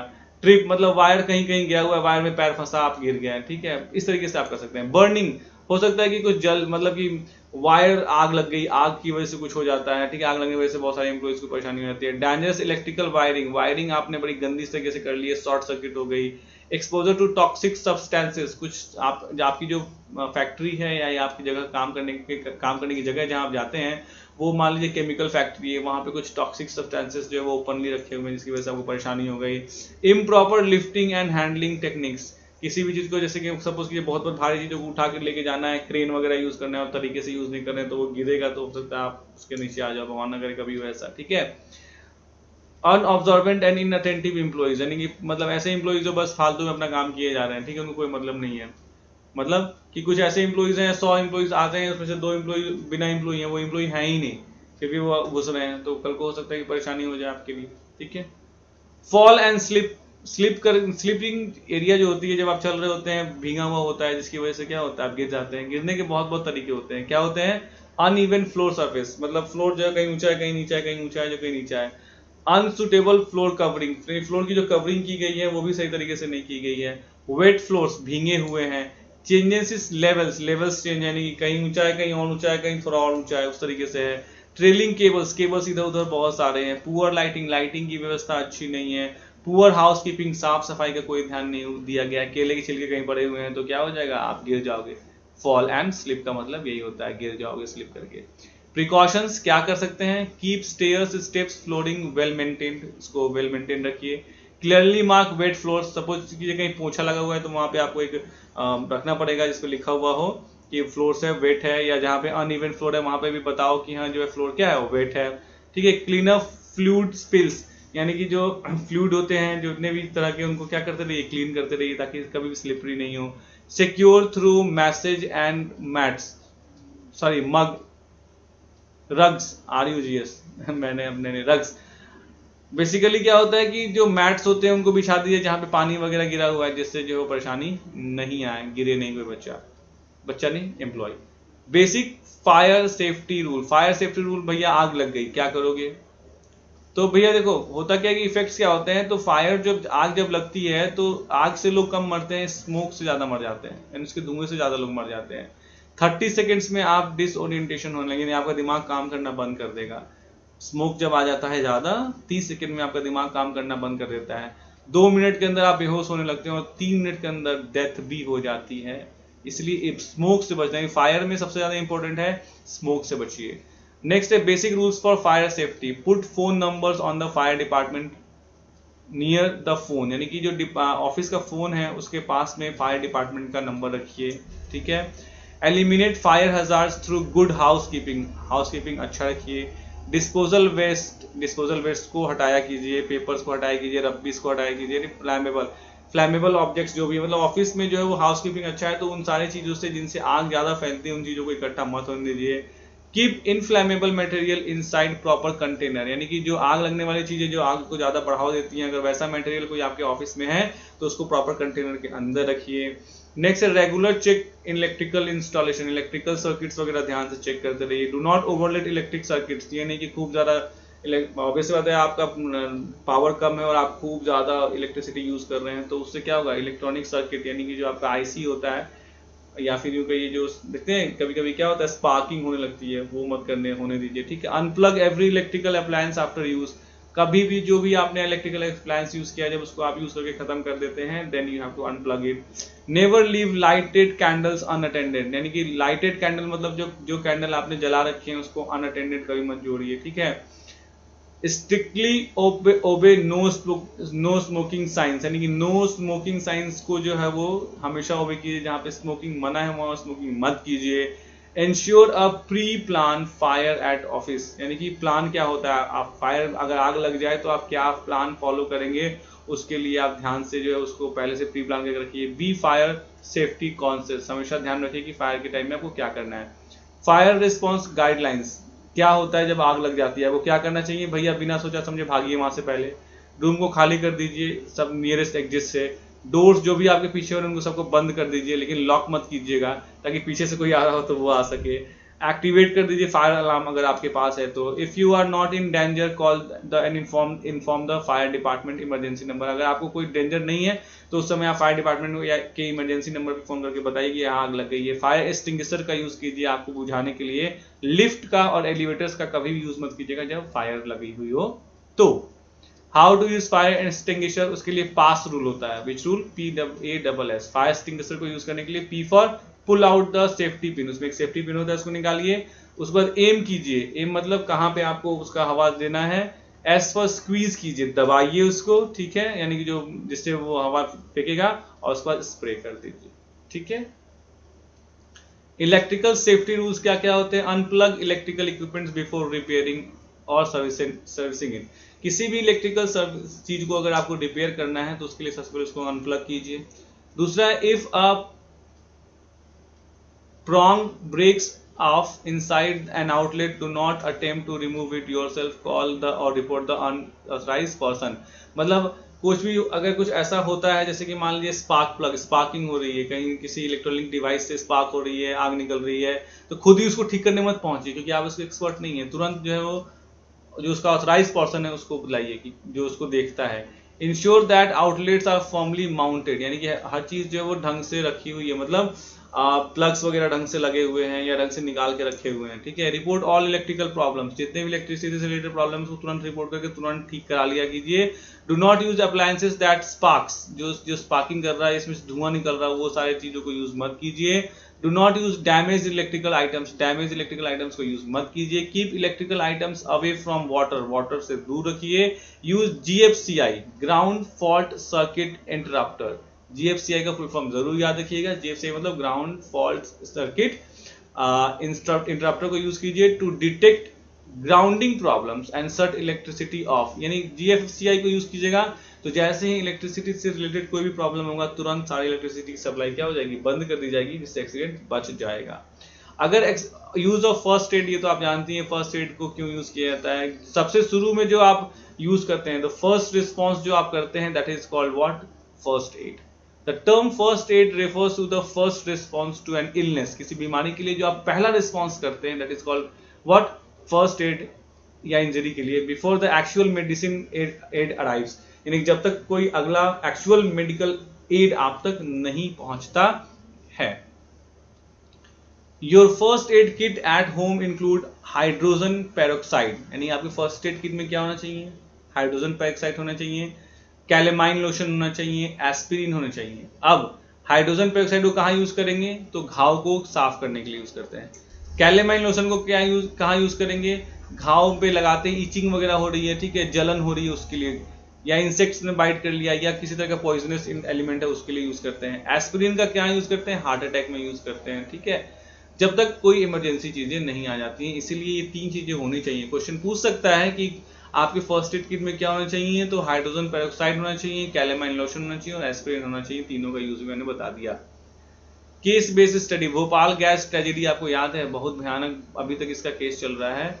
1970 में अमेरिकन कंपनी थी यूनियन कार्बाइड कॉर्पोरेशन, इसने एस्टैब्लिश किया एक पेस्टिसाइड का प्लांट इन डेंसली पॉपुलेटेड, यानी बहुत ज्यादा जहां पॉपुलेशन था रीजन भोपाल में, due to its central location and transportation, बीच में ही, मतलब जितने बहुत सारे, कभी भी कोई भी पेस्टिसाइड या केमिकल फैक्ट्री एस्टैब्लिश की जाती है वो शहर से दूर की जाती है, लेकिन वो शहर के सेंट्रल में किया था। और जिन्होंने इसका परमिशन दिया था भगवान जाने वो कैसे थे। एट अराउंड 1 PM 1 बजे रात में 3 दिसंबर 1984 को massive amount of methyl isocyanide, यानी कि गैस होती है, मिथाइल आइसोसाइनाइड गैस होती है। 1 तारीख को जब वो सब कोई सो रहा था 3 दिसंबर 1984 को, वो गैस लीक हो गई प्लांट से और पूरी सिटी में फैल गया। वो पता है with in hours large number of humans and animals died, घंटों के भीतर 3787 लोग उस गैस के लीक होने से मर गए थे, जो बाद में संख्या बढ़ के 10,000 हो गई और कुछ दिन बाद 15,000 और कुछ दिन बाद 20,000 हो गई। और 20,000 मौतों का जिम्मेदार कौन था, आज तक पता नहीं चला है। सोचिए। तो वर्क प्लेस सेफ्टी भले ही हम आसानी से ले लें, लेकिन आपको और हमको भी कल कहीं काम करने जाना है। वैसे तो मैं काम करता हूँ, आपको कहीं ना कहीं काम करने जाना है और सपोज कीजिए वहां पे आप गए और आग लग गई और आप आग में झुलस गए, या फिर भगवान न करे कुछ ऐसा मिस हैपनिंग हो गया कि आप जो जिंदगी में बेड पे आ गए, तो सोचिए क्या होगा। ये सारी चीजें पढ़ाई जाती हैं तो लगता है कितनी फालतू चीजें हैं, बट रियल लाइफ में लिटरली इसकी बहुत ही ज्यादा जरूरत होती है। जब आप उतने उस लेवल पे आएंगे अपने आप समझ जाएंगे। कॉज क्या हो सकता है, यानी कि जो ये हुआ था कांड भोपाल गैस ट्रेजेडी, उसका क्या कारण था कि कूलिंग सिस्टम को यूज ही नहीं किया गया था और लोगों में जंग लग चुका था। टैंक जो था उसमें बहुत हाई प्रेशर अलार्म का जो फंक्शन होता है वो था ही नहीं, और साथ ही साथ कोई सेफ्टी स्टैंडर्ड को फॉलो ही नहीं किया गया था, ठीक है। आफ्टर मैथ, तो ये जो भोपाल गैस ट्रेजेडी हुई उसके बाद क्या हुआ, आफ्टर मैथ का मतलब होता है उसके बाद क्या हुआ। उसके बाद जो है वो बहुत सारे लोग, मतलब सरकार की नींद खुली, उन्होंने इन्वायरमेंटल प्रोटेक्शन एक्ट को स्टैब्लिश किया 1986 में। फैक्ट्री एक्ट जो है वो अनाउंस किया, जो उन्होंने कि हैजार्डियस इंडस्ट्रीज जो भी होती है, यानी कि जिसमें केमिकल यूज होते हैं उसके लिए फैक्ट्री एक्ट बनाया गया। इन एक्टों से उनको प्रोविजनिंग की गई कि भैया आपको कौन कौन से काम करने, कौन कौन से नहीं करने, और एम्प्लॉयज के वेलफेयर के लिए कौन कौन से काम करने हैं। The Public Liability Insurance Act 1991 is another act which is aim to provide immediate relief to the victims affected by handling hazardous substances. यानी पब्लिक लायबिलिटी इंश्योरेंस एक्ट 1991 जो है, अगर कुछ मिसहैपनिंग हो जाती है उन लोगों के साथ जो हैजार्डियस सब्सटेंसेस यूज करते हैं, तो उसको तुरंत रिलीफ पहुंचाने के लिए जो भी कदम हो सकता है वो उठाते हैं। The government implemented National Green Tribunal Act 2010 to deal with the cases rises out of environmental issues. यानी कि नेशनल ग्रीन ट्रिब्यूनल एक्ट 2010 में बनाया गया। मतलब तब तक कुछ नहीं होता जब तक वैसा कुछ कांड नहीं होता है। जब वो कांड हो गया भोपाल गैस ट्रेजेडी, एक एक करके इतने सारे नियम कानून बनाए गए ताकि आगे चल के ऐसी कोई ट्रेजेडी नहीं हो। Right. Now, accident, emergencies and prevention. Accident emergencies are terms used to define some negative incidents which may or may not be life threatening. Accident वो होता है, emergency वो होती है, जो कुछ negative incident होते हैं उनको कहते हैं, जो लाइफ के पर भी भारी पड़ सकती है, मतलब जिसकी वजह से मौत हो भी सकती है और नहीं भी हो सकती है। तो एक्सीडेंट क्या होता है? एन अनएक्सपेक्टेड इवेंट है। ये बिल्कुल एक अनएक्सपेक्टेड इवेंट है with negative consequences, negative consequences जिसके आगे चल के जिसके नेगेटिव इंपैक्ट्स होते हैं। इमरजेंसी क्या है? A situation which poses an immediate risk, यानी कि एक ऐसा सिचुएशन जिसमें इमीडिएट रिस्क होता है, and which requires attention, urgent attention, यानी जिस केस में आपको अर्जेंट अटेंशन देना होता है। टाइप ऑफ एक्सीडेंट कितने तरह के हो सकते हैं? एट होम, यानी घर पे हो सकता है। किस वजह से? तो कोई चीज गिर गई, आपके सर पे गिर गई, ठीक है, दम घुट गया आपका, ये मैं पढ़ नहीं पा रहा हूँ, क्या मेरी राइटिंग है, मैं तो पढ़ नहीं पा रहा हूँ। बर्न्स, BURNS, बर्न्स, यानी कि कुछ जल गया आपका, ठीक है। पॉइजनिंग, कुछ आपने एक्सपायर्ड मेडिसिन खा ली, इसकी वजह से आपको पॉइजनिंग हो गई। ब्रोकन ग्लास, ग्लास टूटे हुए ग्लास से आपके हाथ कट गए हैं, तो इस तरीके की इंजरी हो सकती है घर पे। वर्क प्लेसेस, काम करने की जगह पे आप स्लिप करके गिर सकते हैं। इलेक्ट्रिकल एक्सीडेंट हो सकता है, केमिकल एक्सीडेंट हो सकता है, फायर से रिलेटेड एक्सीडेंट्स हो सकते हैं। एक्सीडेंट्स इन ओपन, रास्ते में कुछ भी एक्सीडेंट हो सकता है। मोटर व्हीकल, गाड़ी से टकरा सकते हैं आप, बिल्डिंग गिर सकती है, कुछ भी हो सकता है, ठीक है। नाउ टाइप ऑफ इमरजेंसी, किस किस तरह की इमरजेंसीज होती हैं? ब्लीजर्ड्स, यानी कि स्नो स्टॉर्म, यानी तेज हवाएं चलना 56 kilometre per hour. Chemical spills, accident जहां पे केमिकल जो है वो किसी भी तरीके से जो है वो लीक हो गया, जैसे भोपाल गैस ट्रेजेडी में हुआ था। डैम फेलियर, मतलब अचानक से जो है वो पानी बहुत रैपिड छोड़ दिया डैम से, ठीक है, अनकंट्रोल पानी छोड़ दिया, इसकी वजह से इंसान मर भी सकते हैं। सूखा आ गया, पृथ्वी हिलने लगी, अर्थक्वेक आ गया। इलेक्ट्रोक्यूशन, मतलब इलेक्ट्रिसिटी का शॉक इतनी देर तक लगा कि इंसान मर गया, दैट इज कॉल्ड इलेक्ट्रोक्यूशन, ठीक है। नेक्स्ट है एक्सट्रीम हीट वेव्स, बहुत तेज हवाओं, गर्म हवाओं को चलना, आग लग जाना, बाढ़ आ जाना। हरिकेन्स, हरिकेन्स मतलब लॉस्ट चाइल्ड। पैंडेमिक, जैसे कि अभी के टाइम में कोरोना आ गया, ठीक है। पॉइजनिंग, जहर खा लिया आपने, या फिर आपको कोई ऐसा सब्सटेंस खा लिया जिससे जहर हो गया, अब बॉडी में चला गया। रेडियो एक्टिव रिलीजेस, यानी कि रेडियो एक्टिव कुछ न्यूक्लियर प्लांट से रेडियो एक्टिव चीजें आ गई। टेररिस्ट अटैक हो गया, थंडर स्टॉर्म आ गया, टोर्नाडोज आ गए। ये सब क्या है? What are these are nothing but these are the types of what? Emergency. इनको इमरजेंसी कहा जाता है। इन सारी चीजों की वजह से जो होता है उसको इमरजेंसीज कहे जाते हैं, ठीक है। आगे बढ़ते हैं। हैंडलिंग एक्सीडेंट्स एट होम, यानी एक्सीडेंट्स को घर पे कैसे आप हैंडल करोगे? तो प्रोवाइड फर्स्ट एड, हम फर्स्ट एड प्रोवाइड करेंगे। अगर मेजर एक्सीडेंट है तो एम्बुलेंस को कॉल करेंगे। मेडिकल जो भी असिस्टेंट अवेलेबल होगी नियरेस्ट, उसको हम यूज करेंगे। 3 P's, ये याद कर लेना, 3 P's ऑफ हैंडलिंग एक्सीडेंट, यानी एक्सीडेंट को हैंडल करने के लिए जो 3 P's होते हैं वो क्या होते हैं? P for preserve life, P for prevent further injury, P for promote recovery. यही पहले जिंदगी बचाइए और चोट ना लगे, ऐसा कुछ इंतजाम कीजिए और जल्दी से जल्दी रिकवरी किया जाए। This is 3 P's। At work place, work place पे फर्स्ट एड होना चाहिए, ठीक है। पुट आउट द फायर, आग को बुझाइए। Fence of the area, area को फेंस ऑफ करके रखिए, ठीक है। इन्वेस्टिगेट कीजिए कि भैया क्या हुआ था, क्यों हुआ था, ताकि आगे नहीं हो। Take steps to stop something similar happening again, आगे कोई भी चीज वैसी नहीं हो। Handling accident as road, road पे अगर एक्सीडेंट होता है तो क्या करेंगे? जिस बंदे का एक्सीडेंट हुआ है उसको कहीं दूर नहीं जाना चाहिए, पास में मतलब आसपास में ही बैठ जाना चाहिए, क्योंकि वो एक्सीडेंट के बाद आदमी का दिमाग काम नहीं करता है। फर्स्ट एड होना चाहिए उस आदमी का। जो keep injured people warm and comfortable, उनको समझाना चाहिए, बुझाना चाहिए, सही तरीके से बिठा देना चाहिए, ठीक है। और एम्बुलेंस को या पुलिस को जरूर इन्फॉर्म करना चाहिए। एम्बुलेंस की हेल्पलाइन ये होती है 112, 102, 108, पुलिस की हेल्पलाइन 100 या 112 होती है। हजार्ड्स एंड देयर इफेक्ट्स, कितने कौन कौन से हजार्ड्स होते हैं, उनके क्या क्या इफेक्ट होते हैं। तो जैसे सोर्स, यानी उस हजार्ड का सोर्स क्या होगा, उसका एग्जाम्पल क्या होगा, उसका हार्म क्या होगा। तो देखिए कोई भी थिंग, कोई भी चीज, नाइफ ले लीजिए, नाइफ से कट लग सकता है। कोई भी सब्सटेंस लाइक बेंजीन ले लीजिए, ल्यूकेमाइन हो सकता है। Source of energy like electricity ले लीजिए, उससे शॉक लग सकता है या इलेक्ट्रोक्यूशन हो सकता है, यानी कि शॉक इतना लगेगा, बिजली का झटका इतना तेज लगेगा कि आपकी मौत भी हो सकती है, मेरी मौत भी हो सकती है, किसी की हो सकती है। प्रोसेस वेल्डिंग, जब आप वेल्डिंग कर रहे होते हैं तो मेटल फ्यूम फीवर हो सकता है आपको वेल्डिंग की वजह से। बिहेवियर, बुलिंग, कोई किसी को बुली करता है तो एंजाइटी, फियर और डिप्रेशन भी हो सकता है। तो ये क्या था, ये जो भी आपने पढ़ा, ये क्या है, हजार्ड्स, यानी कि कौन कौन कितने कितने तरह के हजार्ड्स होते हैं, मतलब कितने तरह की परेशानियां होती हैं, उनका क्या क्या इफेक्ट होता है, right. Now general excavation procedure, भागना होता है। जैसे ही कुछ हजार्ड होता है, पुल फायर अलार्म, अलार्म को, अगर फायर वाला हजार्ड है तो तुरंत फायर अलार्म ऑन कीजिए और बिल्डिंग को छोड़ दीजिए। रिमेन काम, ठंडा रहिए, पैनिक मत होइए। नेवर पुश अदर्स, दूसरों को मत धक्का दीजिए। इफ टाइम परमिट्स, अगर आपको टाइम परमिट करता है, try to end the reason of emergency, यानी कि जो है वो जिस वजह से प्रॉब्लम आई है उसको खत्म करने की कोशिश कीजिए। अगर छोटा मोटा आग लगा हुआ है तो उसको वहीं पे बुझा देने की कोशिश कीजिए। फ्रॉम सेफ डिस्टेंस डायल 100 और 112, यानी कि या तो 100 या तो 112 नंबर डायल कीजिए, ठीक है।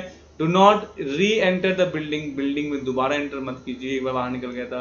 Ask all to evacuate the building immediately, अगर आपको पता चल गया कुछ मिसहैपनिंग होने वाली बिल्डिंग में, तुरंत इमीडिएटली उसको इवैक्यूएट करने के लिए दूसरों को ही बोलिए।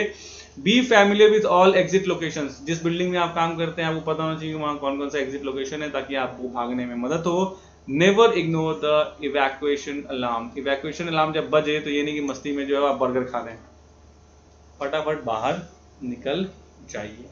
So this was all about the chapter which was called what, which was web applications and security, जिसको एक इसी वीडियो में मैंने आपको बता दिया like a one shot. So this was all about web application and security. I made it as easy and मैंने ज़्यादा टाइम इस पर नहीं लगाया, जल्दी इसलिए समझाया क्योंकि जो चीज़ें आप आसानी से समझ सकते थे उसमें मैं ज़्यादा टाइम नहीं लगाया। फिर भी ये वीडियो लगभग 1.5 घंटे की हो गई है। इसका मतलब है कि थोड़ा सा फास्ट तो मैं था, but for your exam purpose this is going to be a best one shot video. तो आई होप आपको ये वीडियो, ये एक्सप्लेनेशन पसंद आई होगी। अगर आई है तो प्लीज लाइक, सब्सक्राइब और शेयर कीजिए। Thanks for watching the video. Thanks.